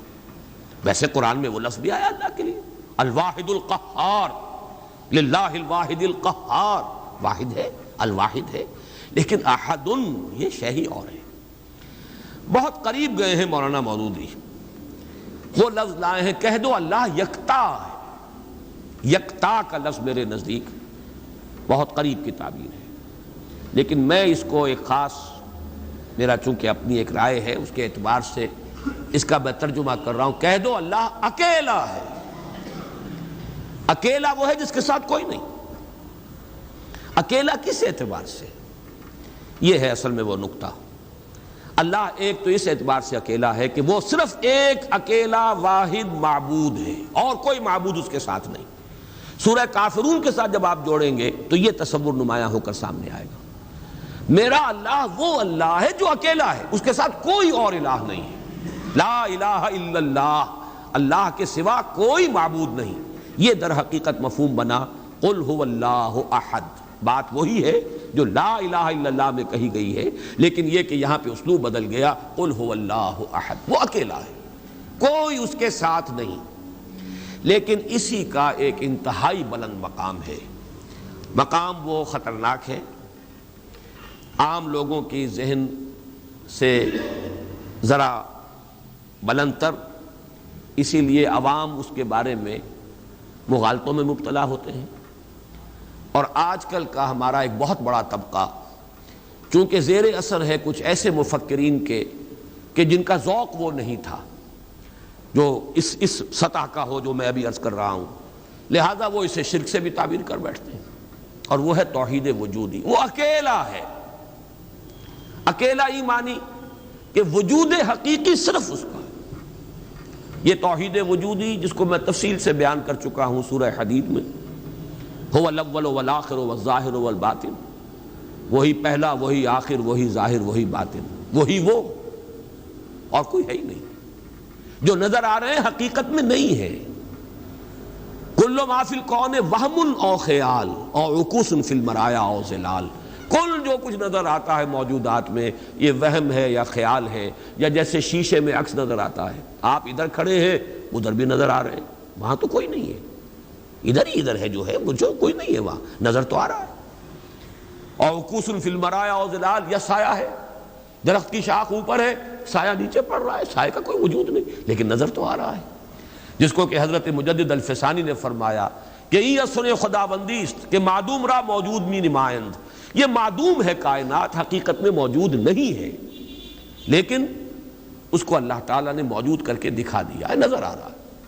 یا جیسے وہ آج سی دائرے کی مثال میں نے دی ہے بارہا، یہ حضرت مجدد کی دی ہوئی مثال ہے کہ اگر آپ ایک قندیل لے لیں، لکڑی ہے ایک لمبی، اس کے ایک سرے کے اوپر آپ نے کپڑا باندھا، تیل ڈال دیا، مٹی کا آگ لگا دی، یہ شعلہ جوالا ہے، اب اس لکڑی کو تیزی کے ساتھ دائرے میں حرکت دیجئے، دیکھنے والوں کو آتشی دائرہ نظر آئے گا، جبکہ آتشی دائرے کا کوئی وجود نہیں۔ وجود آپ کو معلوم ہے صرف اس ایک نقطے کا ہے، وہ ایک شعلہ جوالا ہے حقیقی۔ یہ دائرہ جو نظر آ رہا ہے، نظر آ رہا ہے، ہر چند کہے کہ ہے، نہیں ہے، اس کا وجود کوئی نہیں، نظر تو آ رہا ہے۔ تو اپیئرنس اینڈ ریئلٹی، یہ بڑی مارکت الآرا کتاب ہے فلسفے کی۔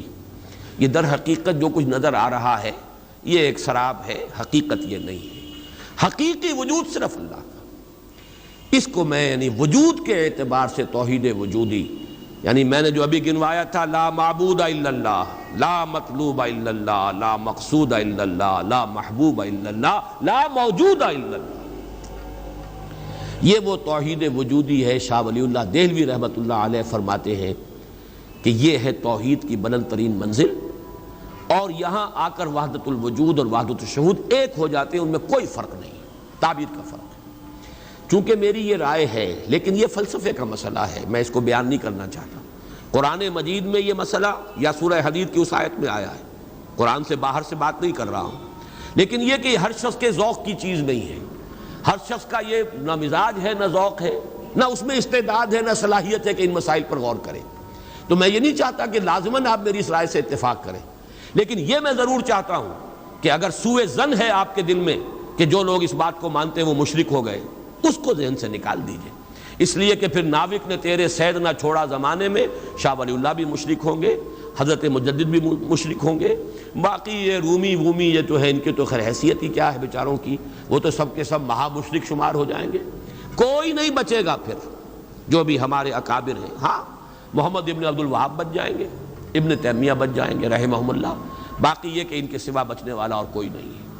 تو یہ توحید وجودی یا وحدت الوجود یا وحدت الشہود میرے نزدیک قل هو اللہ احد، کہہ دو وہ اللہ ہے اکیلا تنہا۔ مجھے وہ بار بار جب میں سوچ رہا تھا قیس جنگل میں اکیلا ہے مجھے جانے دو، خوب گزرے گی جو مل بیٹھیں گے دیوانے دو، اللہ اکیلا ہے۔ اور واقعہ یہ ہے، یہ تصور جو ہے اگرچہ بہت بلند ہے، لیکن کبھی اگر اس کے کہیں کناروں تک بھی رسائی ہو جائے انسان کی تو اس کی جو ایک وسعت پیدا ہوتی ہے اس کے ذہن میں، اس کا مینٹل ہورائزن وہ جو اس قدر وسیع ہو جائے گا، وہ اس کا تصور وہ شخص نہیں کر سکتا کہ جس کا کوئی بھی اس کے حاشیہ خیال میں یہ بات نہ آ سکتی۔ لیکن اس کا یہ مفہوم اگر نکال لیا جائے، عام لوگوں نے یہ سمجھا اس کا مطلب ہر شے خدا ہے، اگر کوئی شے موجود نہیں جبکہ تجھ بن نہیں کوئی موجود، پھر یہ ہنگامہ ہے خدا کیا ہے؟ کچھ نہیں ہے، نہیں ہے۔ یہ اصل میں جو وحدت الوجود ہے وہ یہ نہیں ہے کہ یہ سب چیزیں خدا ہیں، بلکہ یہ کہ خدا ہی ہے، باقی کچھ موجود نہیں، جو کچھ نظر آ رہا ہے وہ توہم ہے، خیال ہے، یہ صرف اپیئرنس ہے، اور اپیئرنس آپ کو معلوم ہے ہر وقت بدلنے والی شے ہے، painter high, every thing is changing, یہ سب ٹرانزینٹ چیزیں ہیں کہ جو گزر رہی ہیں، جیسے لہریں ہیں، لہر نظر آتی ہے لہر ہے، لیکن یہ کہ یہ بالکل عارضی سا ایک وجود ہے، اعتباری سا وجود ہے، لہر کا حقیقت میں کوئی وجود نہیں ہے۔ اسی طریقے سے یہ کائنات ہے، تو یہ نہیں ہے کہ جو کچھ ہے وہ خدا ہے، معاذ اللہ، یہ ہماوست ہے، اور یہ در حقیقت کفر بھی بن جاتا ہے، شرک بھی بن جاتا ہے۔ لیکن توحید وجودی یا وحدت الوجود یہ بالکل مختلف شے ہے، اور میرے نزدیک اس آیہ مبارکہ کا اصل مدلول یہ ہے، قل هو اللہ احد، بلند ترین توحید توحید وجودی، لا معبود الا اللہ سے لے کر لا موجود الا اللہ، اس لیے کہ احد کا لفظ واحد نہیں ہے، اکیل یکتا، لیکن اس سے بھی آگے بڑھ کر جو ترجمہ میں کر رہا ہوں وہ یہ ہے کہ کہہ دو اللہ اکیلا ہے، کوئی اس کے ساتھ نہیں۔ جیسے کہ غالباً حضرت بایزید بسطامی کے بارے میں آتا ہے کہ ان کی محفل تھی تو ان کا کوئی مرید جو تھا اس نے ایک عجیب کیفیت ہوتی ہے انسان کی، اس کیفیت میں ایک جملہ کہا، وہ بھی زمانہ کیسا ہوگا جبکہ اللہ ہی تھا اور کچھ نہ تھا۔ اب ایک تصور ہے نا، اب تو کائنات ہے، یہ ہے، آسمان ہے، زمین ہے، ستارے ہیں، سیارے ہیں، سب کچھ ہے، وہ بھی زمانہ ہوگا جبکہ اللہ ہی تھا اور کچھ نہ تھا۔ تو وہ بایزید بسطامی یا جو دوسرے بزرگ کوئی ہو سکتے ہیں، اگر مجھے نام کا اس وقت مغالطہ ہو رہا ہو، انہوں نے اسی کیف کے عالم میں جواب دیا، الان کما کان، میرے عزیز اب بھی ایسا ہی ہے، اللہ ہی ہے اور کچھ نہیں ہے، جیسے پہلے تھا جس کا تم تصور کر رہے ہو، اب بھی حقیقت میں وہی ہے۔ اس کو میں ذرا اور آسان کر دوں تاکہ جو نسبتاً یعنی سادہ مزاج حضرات ہیں ان کی سمجھ میں بھی یہ بات آ جائے، کسی مغالطے میں مبتلا نہ ہو۔ دیکھیے جب ہم کہتے ہیں لا محبوب الا اللہ، کیا معنی ہے اس کے؟ یہ معنی تو نہیں ہے کہ اولاد سے محبت نہ کرو، یہ تو دین کی تعلیم نہیں ہے۔ معنی کیا ہے؟ ساری محبتوں سے بالا تر محبوب حقیقی صرف اللہ ہو جائے۔ لا محبوب الا اللہ کا مطلب یہ ہے، یہ نہیں کہ آپ کاٹ دیجئے محبت ہر ایک کی، اولاد سے محبت کرو، شوہر بیوی سے محبت کرے، بیوی شوہر سے محبت کرے، وطن سے محبت کرو، بلکہ اتنی خوشخبریاں ہیں، وجبت محبتی للمتحابین فیہ، میری محبت واجب ہو گئی ان کے لیے جو میرے لیے ایک دوسرے سے محبت کرے۔ تو ایک مسلمان مسلمان سے محبت کرتا ہے، ایک مومن مومن سے محبت کرتا ہے، ایک مجاہد دوسرے مجاہد سے محبت کرتا ہے، یہ محبت تو مطلوب ہے۔ لا محبوب الا اللہ کا مطلب یہ نہیں ہے کہ ساری محبتوں کی نفی ہو گئی۔ اسی طرح جب ہم کہتے ہیں لا موجود الا اللہ، اس کا مطلب یہ نہیں کہ تمام موجودات کی نفی ہو گئی، بلکہ یہ کہ وجود حقیقی صرف اللہ کا ہے۔ یہ اعتباری وجود ہے جن کی کوئی حقیقت نہیں ہے، یہ دائمی وجود، مستقل وجود، وہ وجود جو از خود ہے، با خود ہے، خود بخود ہے، جسے کسی نے وجود نہیں عطا کیا، جس کا وجود ایسا نہیں ہے کہ کبھی شروع ہوا اور کبھی ختم ہو جائے، وہ وجود حقیقی صرف اللہ کا۔ اب اس میں تو کوئی اشکال نہیں رہے گا۔ اس معنی میں اگر کہا جائے لا موجود الا اللہ تو ہر شخص کہے گا۔ اس کی ایک اور مثال میں آپ کو دے دوں، دعا استخارہ میں حضور فرماتے ہیں فَإِنَّكَ تَعْلَمُ وَلَا أَعْلَمُ وَتَقْدِرُ وَلَا أَقْدِرُ، اے اللہ میں تجھی سے استخارہ کر رہا ہوں، انی استخیرک بعلمک واستقدرک بقدرتک واسألک من فضلک العظیم فإنک تقدر ولا اقدر وتعلم ولا اعلم، تو جانتا ہے میں نہیں جانتا، تو قدرت رکھتا ہے مجھے کوئی قدرت حاصل نہیں۔ تو کیا کوئی قدرت حاصل نہیں تھی حضور کو؟ کیا کچھ علم حاصل نہیں تھا حضور کو؟ یہ بمقابلہ علم خداوندی، بمقابلہ قدرت خداوندی کل موجودات کی قدرت اور ان کی نفی مطلق ہو جائے گی، کوئی علم نہیں۔ یہی بات یہاں کہہ لیجیے، کوئی وجود نہیں ہے، وجود حقیقی صرف اللہ۔ بہرحال یہ تمام تصورات ان کی تعبیرات ہیں۔ تعبیرات میں ذرا سخت سے سختر مقامات بھی آ جاتے ہیں، مشکل سے مشکل تر مقامات بھی آ جاتے ہیں، میں اس کی تفصیل میں اس وقت نہیں جا رہا، لیکن میرے نزدیک اس سورہ مبارکہ کی پہلی آیت اس عظیم ترین سطح پر توحید کو بیان کر رہی ہے۔ اور یہ جیسا کہ میں نے عرض کیا تھا، جب تک یہ بات سامنے نہ آئے، چار اعتبارات سے کس طریقے سے توحید کے بیان کو اس صورت نے سمو لیا اپنے اندر اور جمع کر لیا ہے، تبھی اس کی وہ عظمت ہے کہ ثلث قرآن کے مساوی یہ صورت ہے، تبھی اس سے صحابہ کی وہ محبت کا راز جو ہے وہ کھلتا ہے کہ کیوں ہے، ایسے ہی نہیں ہے۔ قل هو اللہ احد، کہہ دو وہ اللہ ہے، میرا معبود جسے میں پوچھتا ہوں وہ اللہ ہے، لیکن وہ اللہ نہیں جسے تم پکار رہے ہو، وہ اللہ جو اکیلا ہے، تنہا ہے۔ اللہ الصمد، جیسا کہ میں عرض کر چکا ہوں، صمد کا لفظ قرآن مجید میں ایک ہی مرتبہ آیا، اور اس کے مفہوم کو بھی دو معنی سے بیان کیا گیا ہے۔ ایک تو چونکہ ایک مرفوع روایت بھی امام رازی لے کر آئے ہیں، روی عن ابن عباس رضی اللہ تعالی عنہما، کہ حضور سے پوچھا گیا اللہ کا صمد ہونا کیا معنی ہے اس کے، تو آپ نے فرمایا هو السید الذی یصمد الیہ فی الحوائج۔ اصل میں یہ صمد جو ہے عربی زبان میں یہ ہوتا تھا کسی چٹان، مضبوط چٹان کی طرف جس کو پشت پر رکھ لیا جائے تو دشمن سے مقابلے میں انسان کو سہولت ہوتی ہے۔ اگر آپ جیسے کہ وہ حضرت عمر کا بھی واقعہ بیان ہوتا ہے، بعض حضرات تو اس کو نہیں مانتے لیکن اکثر لوگ مانتے ہیں کہ مسجد نبوی میں خطبہ دے رہے تھے حضرت عمر، اور اس وقت شام کے ایک محاذ پر جنگ بھی ہو رہی تھی۔ اس وقت حضرت ساریہ جو امیر الجیش تھے وہ کوئی غلطی کر رہے تھے، اسٹریٹجک مسٹیک ہو رہی تھی کہ انہوں نے پوزیشن ایسی لے لی تھی کہ جو غلط تھی جنگی تدبیر کے اعتبار سے۔ تو حضرت عمر نے وہیں اللہ نے کہیں دکھا دیا، اللہ کو قدرت حاصل ہے وہ دکھا دے۔ آج ٹیلی ویژن سے آپ دیکھ سکتے ہیں، تو اللہ تعالیٰ بغیر ٹیلی ویژن کے آج سے 1400 برس قبل دکھا سکتا تھا۔ انہونی بات نہیں ہے کہ وہ نقشہ سامنے آ گیا، جیسے حضور فرماتے ہیں جب آپ شب معراج سفر معراج سے واپس آئے، جب سوال کیے لوگوں نے، اچھا آپ مسجد اقصیٰ میں گئے تھے، وہاں کتنی کھڑکیاں ہیں، کتنی کڑیاں ہیں، کیا ہے؟ تو اب حضور ایک دفعہ چونکے کہ اب یہ میں نے کوئی کھڑکیاں تو نہیں گنی وہاں پر، لیکن یہ کہ اگر مجمع میں آپ نہ بتا سکتے تو تالیاں پڑ جاتی۔ اس وقت اللہ نے فوراً وہ جو ہے لا کر سامنے کھڑا کر دیا وہ نقشہ، اور حضور دیکھ دیکھ کر بیان کرتے رہے یہ ایسا ہے ایسا ہے۔ تو یہ تو در حقیقت بالکل اللہ کی قدرت سے ہرگز کوئی اس میں بعد نہیں ہے۔ تو حضرت عمر نے وہی فرمایا ہے اور صحابہ نے سنا ہے، یا ساریۃ الجبل، یا ساریۃ الی الجبل، اے ساریہ کیا غضب کر رہے ہو، غلطی کر رہے ہو، پہاڑ کی طرف جاؤ، پہاڑ کو پشت پر رکھو۔ پہاڑ پشت پر ہو تو آپ پشت کی طرف سے اب محفوظ ہو گئے، آپ یکسو ہو کر سامنے سے دشمن کا مقابلہ کر سکتے، اور اگر اندیشہ رہے کہ کہیں پیچھے سے کوئی حملہ آور نہ ہو جائے تو وہ توجہات جو ہیں وہ منقسم رہیں گی۔ بہرحال یہی معاملہ ہے صمد کا، وہ ہستی جس کی طرف رجوع کیا جائے، جس کو پناہ گاہ سمجھا جائے، جس کی طرف اپنی مشکلات کے اندر رجوع کیا جائے، اور اس اعتبار سے پھر وہی مطلوب بن جاتا ہے، وہی مقصود بن جاتا ہے، وہی محبوب بن جاتا ہے، اسی کی عزت کی جاتی ہے، اسی کی تکریم ہوگی، اسی کا اعزاز ہوگا، اس کے سامنے انسان جو ہے وہ اپنے آپ کو جھکائے گا، جس بڑے بڑے سردار. تو یہ سمد جو ہے اس معنی میں، اور ایک سمد وہ شے ہے جس کو کھوکھلی نہ ہو، لا جوف لہو، بہت مضبوط اپنی جگہ پر توانا چٹان. ایک تو وہ چٹان ہے جو کھوکھلی ہے، لیکن یہ کہ ایک چٹان وہ ہے جو مضبوط اور بالکل سالڈ چٹان ہے. ان دونوں اعتبارات سے اللہ الصمد کا ترجمہ اب مولانا فراہی، مولانا اصلاحی صاحب کا تو یہ ہوا کہ اللہ تعالی با ہما ہے، ذات میں بے ہما، کسی سے اس کا کوئی تعلق نہیں، یکتا بلکہ اکیلا.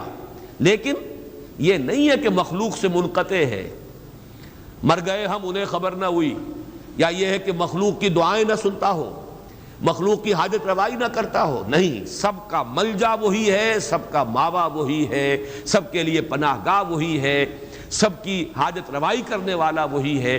تو وہ اللہ صمد ہے. یہ دو احد اور صمد جو ہے اس نے جڑ کر اصل میں اسی طریقے سے ایک تصور کو مکمل کیا ہے، جیسا کہ آیت الکرسی میں اللہ لا الہ الا ہو الحی القیوم، الحی اور القیوم، الحی از خود زندہ، زندہ جاوید، اور قیوم باقی پوری کائنات کو تھامے ہوئے، سنبھالے ہوئے. پوری موجودات کا یہ سارا سلسلہ یہ محتاج ہے اللہ کا.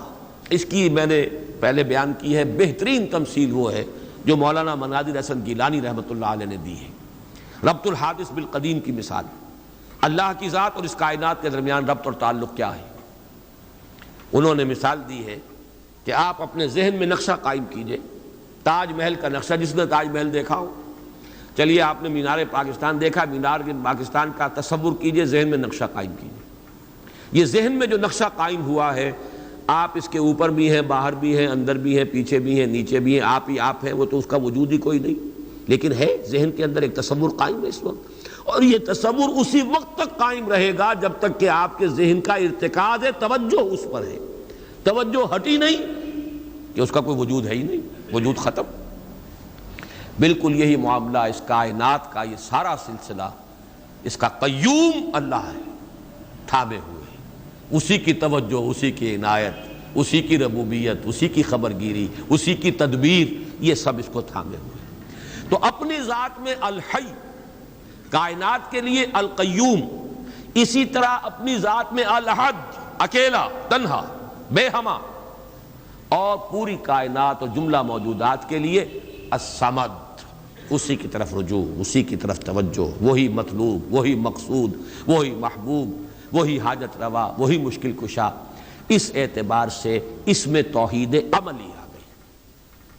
اسی سے مانگو، اسی سے پناہ طلب کرو، اسی کی طرف توجہ کرو. انی وجہت وجہی للذی فطر السماوات والارض، اسی سے لو لگاؤ، اسی سے حاجت روائی کے لیے سوال کرو، اسی کے سامنے مشکلات پیش کرو. یہ جو ہے پھر اسی کی عبادت کرو، اسی کی اطاعت کرو، اسی کی بندگی کرو، اسی کی توقیر کرو، اسی کی تعظیم کرو.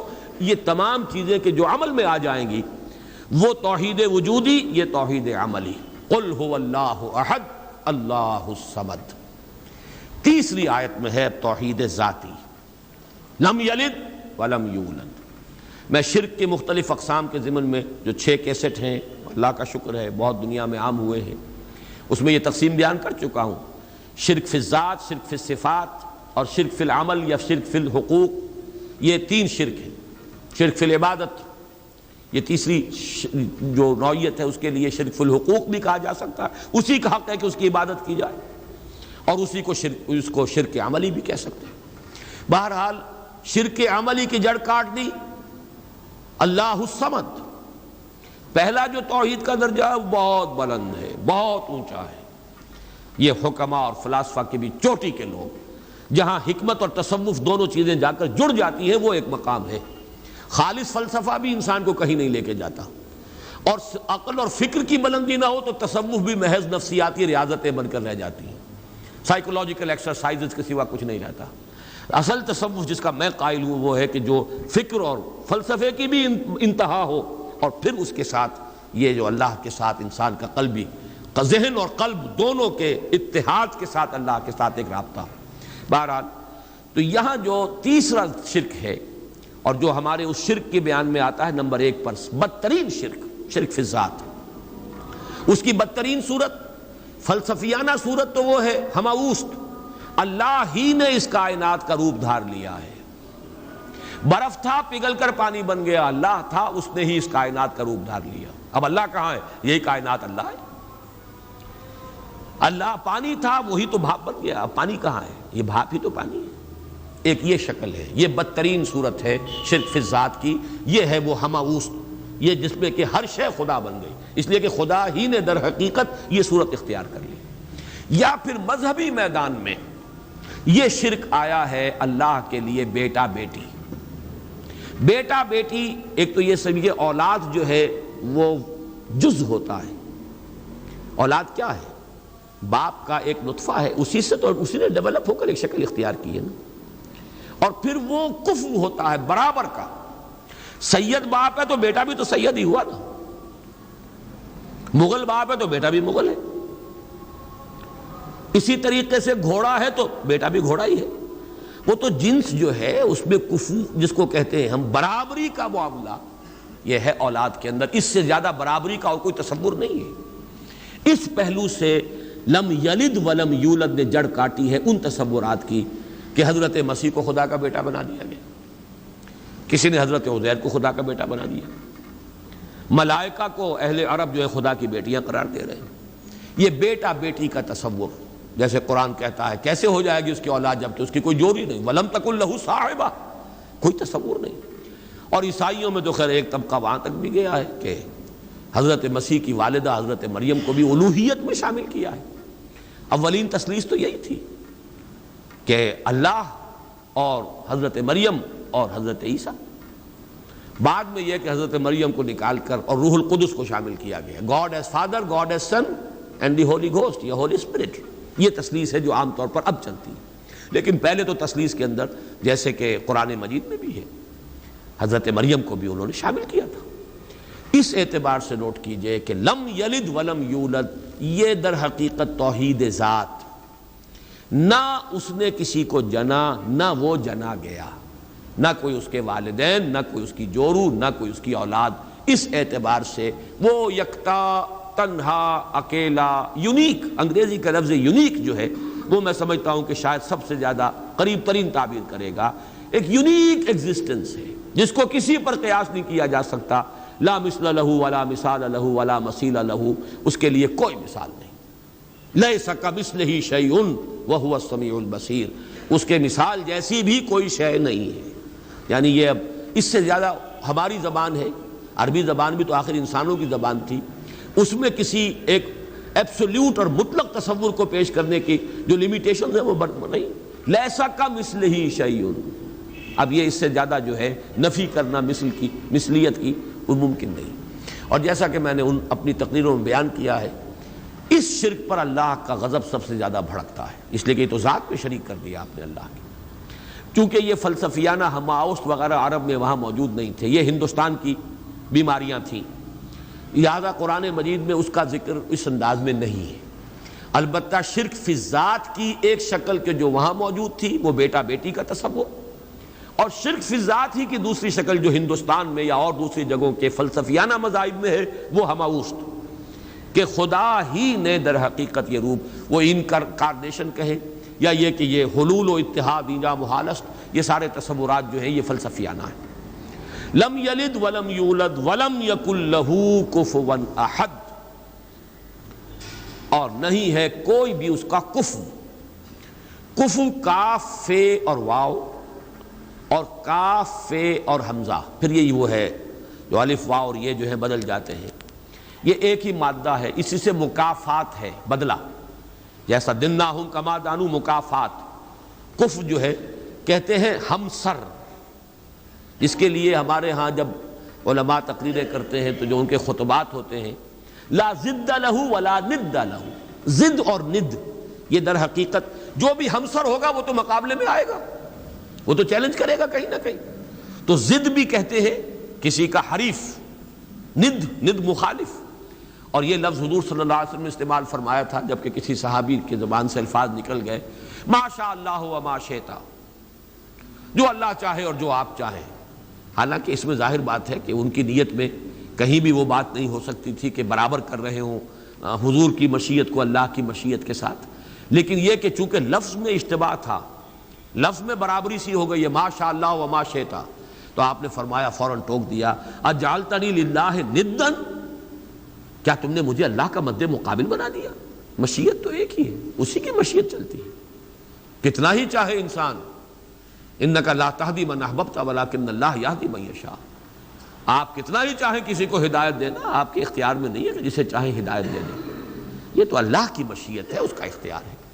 تو کفر جو ہے، اب یہ کفر جو ہے یہ توحید صفات ہے، برابر ہوتا ہے انسان صفت میں۔ اب جیسے میں نے عرض کیا تھا نا، اور یہ تقریریں میں نے تفصیل سے کی ہوئی ہیں، ہماری مجبوری ہے، ہماری زبان میں الفاظ مشترک ہیں، صفات کے لیے وہی لفظ اللہ کے لیے استعمال ہوگا، وہی لفظ بندوں کے لیے استعمال ہوگا۔ اللہ بھی علیم ہے، انسان بھی علیم ہوتے ہیں، بلکہ علامہ بھی ہوتے ہیں۔ علامہ بہت بڑی شے ہے، حالانکہ واقعہ یہ ہے کہ علم اللہ کے لیے، علم بندے کے لیے، لفظ ایک ہے، زمین و آسمان کا فرق ہے مضمون میں۔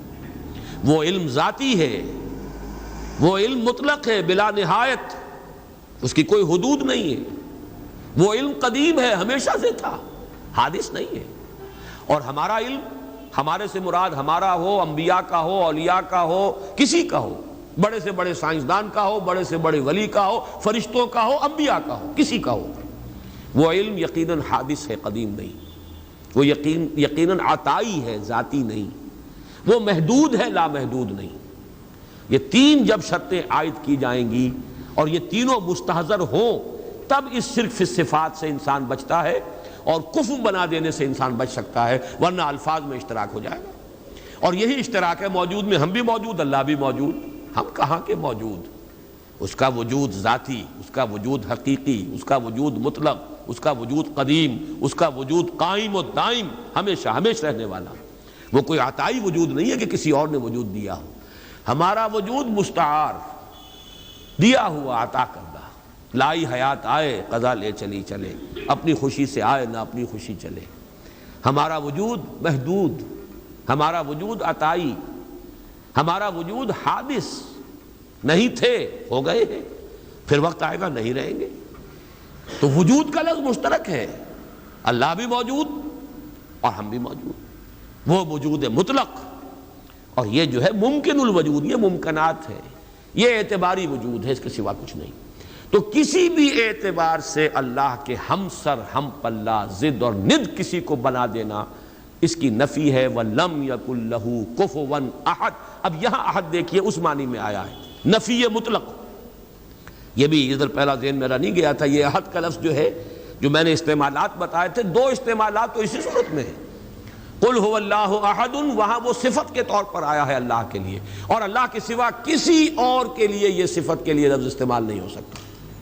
اصل اس کا استعمال نفی کے لیے آتا ہے، نفی مطلق۔ لا یشرک فی حکمہ احدا فلا یشرک بعبادۃ ربہ احدا۔ یہاں پر بھی فرمایا وَلَمْ يَكُنْ لَهُ كُفُوًا أَحَدٌ، کوئی ایک بھی، کوئی بھی نہیں، سرے سے نفی مطلق ہے، اس جیسا کوئی نہیں۔ یہ ہے در حقیقت اس سورہ مبارکہ کی وہ جامعیت کہ توحید وجودی، لا موجود الا اللہ، قل هو اللہ احد، اکیلا ہے، تنہا ہے، وہ ہے اور کوئی نہیں ہے، کچھ نہیں، جو ہے وہ اعتباری ہے۔ کل ما فی الکون وہم او خیال او عکوس فی المرایا او ظلال، سب کا ملجا وہی، ماوا وہی۔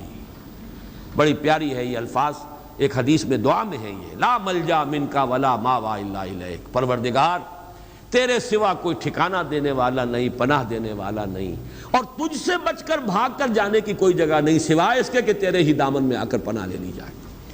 لا ملجا منکا ولا ماوا الا الیک، یہ ہے لا ملجا منکا ولا ماوا الیک، یہ ہے اللہ الصمد، توحید عملی۔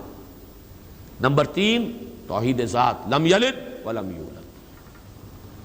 نمبر 4 توحید صفات، لم یکن لہ کفوا احد، کوئی بھی کسی بھی اعتبار سے اس کا ہمسر، ہم پلہ، ضد یا ند نہیں، اس کا مشابہ نہیں۔ اس اعتبار سے آج میں نوٹ کر رہا تھا، اس جامعیت کے اعتبار سے سورہ اخلاص کے اگر کسی درجے میں مقابل آتے ہیں تو 2 آیتیں آتی ہیں، اور عجیب بات ہے یہ صورت ہے 4 آیتوں پر مشتمل، وہ 2 آیتیں ہیں۔ ایک آیت کا تذکرہ ہو چکا آیت الکرسی، خود حضور نے فرمایا ہے تمام آیات قرآنیہ کی سردار ہے، اس میں 10 یا 11 جملے بن جاتے ہیں ایک آیت کے اندر، اس لیے کہ بعض حضرات اللہ لا الہ الا ہو، اللہ سے پہلے بھی ہوا کو محذوف مانتے ہیں، ہو اللہ لا الہ الا ہو، گویا کہ پہلا جملہ ہو اللہ ہے، پھر لا الہ الا ہو یہ دوسرا جملہ ہے۔ اس طرح اگر شمار کریں گے تو 11 جملے بن جائیں گے اس ایک آیت کے اندر، ورنہ 10 تو ہے ہی، وہ بھی نہایت جامع ہے توحید کے بیان میں۔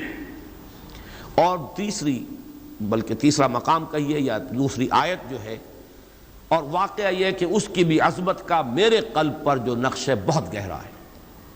5 اسلوبوں سے توحید کا بیان ایک آیت میں ہے۔ وَقُلِ الْحَمْدُ لِلَّهِ الَّذِي لَمْ يَتَّخِذْ وَلَدًا وَلَمْ يَكُنْ لَهُ شَرِيكٌ فِي الْمُلْكِ وَلَمْ يَكُنْ لَهُ وَلِيٌّ مِّنَ الذُّلِّ وَكَبِّرْهُ تَكْبِيرًا۔ ایک آیت ہے یہ سورہ بنی اسرائیل کی آخری آیت۔ کہو کل حمد صلی اللہ کے لیے، قل الحمد للہ، کل حمد کل ثنا، یہ بھی توحید ہے اصل میں، نظری علمی توحید۔ جو خیر نظر آ رہا ہے، جو بھی ہم تک بھلائی پہنچ رہی ہے، کسی بھی ذریعے سے آئی ہو، کسی بھی سلسلہ اسباب سے متعلق ہو کر ہم تک پہنچی ہو، اس کا منبع سرچشمہ ذات باری تعالی، لہذا حمد کا سزاوار حقیقی صرف اللہ۔ قل الحمد للہ توحید کا کلمہ ہے، بہت بڑا کلمہ ہے یہ توحید کا، اتنا بڑا کلمہ ہے کہ حضور نے فرمایا کہ التسبیح نصف المیزان والحمد للہ تملؤہ، سبحان اللہ کہنا جو ہے میزان معرفت خداوندی کا نصف ہو جاتا ہے، اور پورا پلڑا بھر جاتا ہے الحمدللہ سے۔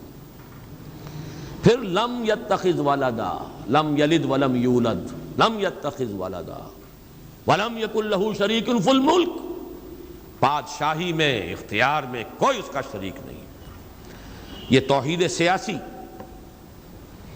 ولم یکن لہ ولی من الذل، اور کوئی اس کا ولی کسی کمزوری کی وجہ سے نہیں ہے، دوست اس کے ہیں، تمہارے دوست ہوتے ہیں، تم انہیں پالتے ہو، دوستیوں کو اس لیے پالتے ہو کہ شاید کل کہیں کام آ جائے، ضرورت پڑ سکتی ہے، انسانی معاملات ایسے ہیں، لہذا دوستیاں پالی جاتی ہیں، دوستوں کی غلط فرمائشیں بھی پوری کی جاتی ہیں، ان کے غلط مطالبے بھی پورے کیے جاتے ہیں، یہ کس لیے کہ کرنی دبتی ہے آپ کی، اللہ کی کرنی کسی سے دبتی نہیں ہے، اس کے ولی ہیں لیکن اس کے کسی ضعف کی وجہ سے نہیں ہے۔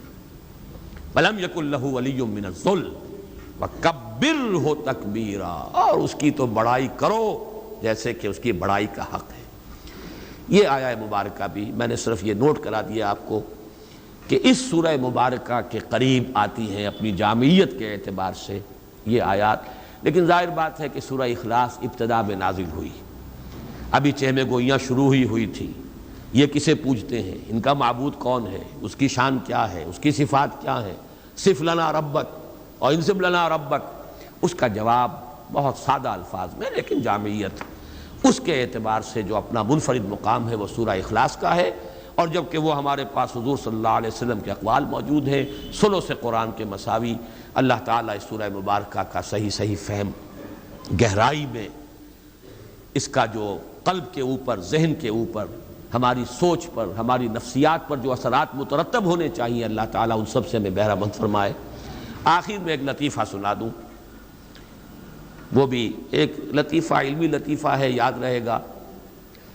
یہ خاقانی ایک شاعر گزرے ہیں بہت بڑے فارسی کے، ان کا یہ قصہ بیان ہوتا ہے کہ وہ کہیں کسی دعوت میں کسی امیر کے ہاں مدعو تھے، تو وہاں پہلے سے کچھ لوگ بیٹھے ہوئے تھے جو رتبے میں ان سے بڑے کمتر تھے، لیکن یہ کہ جگہ انہیں ایسی ملی کہ جو اس محفل کے اعتبار سے ذرا ان کے اپنے مقام کے اعتبار سے فروغ تھی۔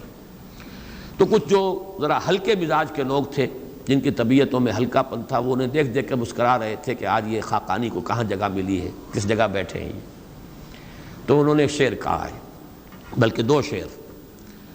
گر فروتر نشست خاقانی، نہ مرا عار نہ ترا ادب است، قل هو اللہ کے حمد باری است، تحتا تبت یدا ابی لہب است، کہ اگر قرآن مجید میں قل هو اللہ جیسی صورت جو ہے وہ تبت یدا کے نیچے درج ہے، تبت یدا اوپر رکھی ہوئی ہے، اوپر لکھی ہوئی ہے تو قل هو اللہ کے حمد باری است تحت تبت یدا ابی لہب است.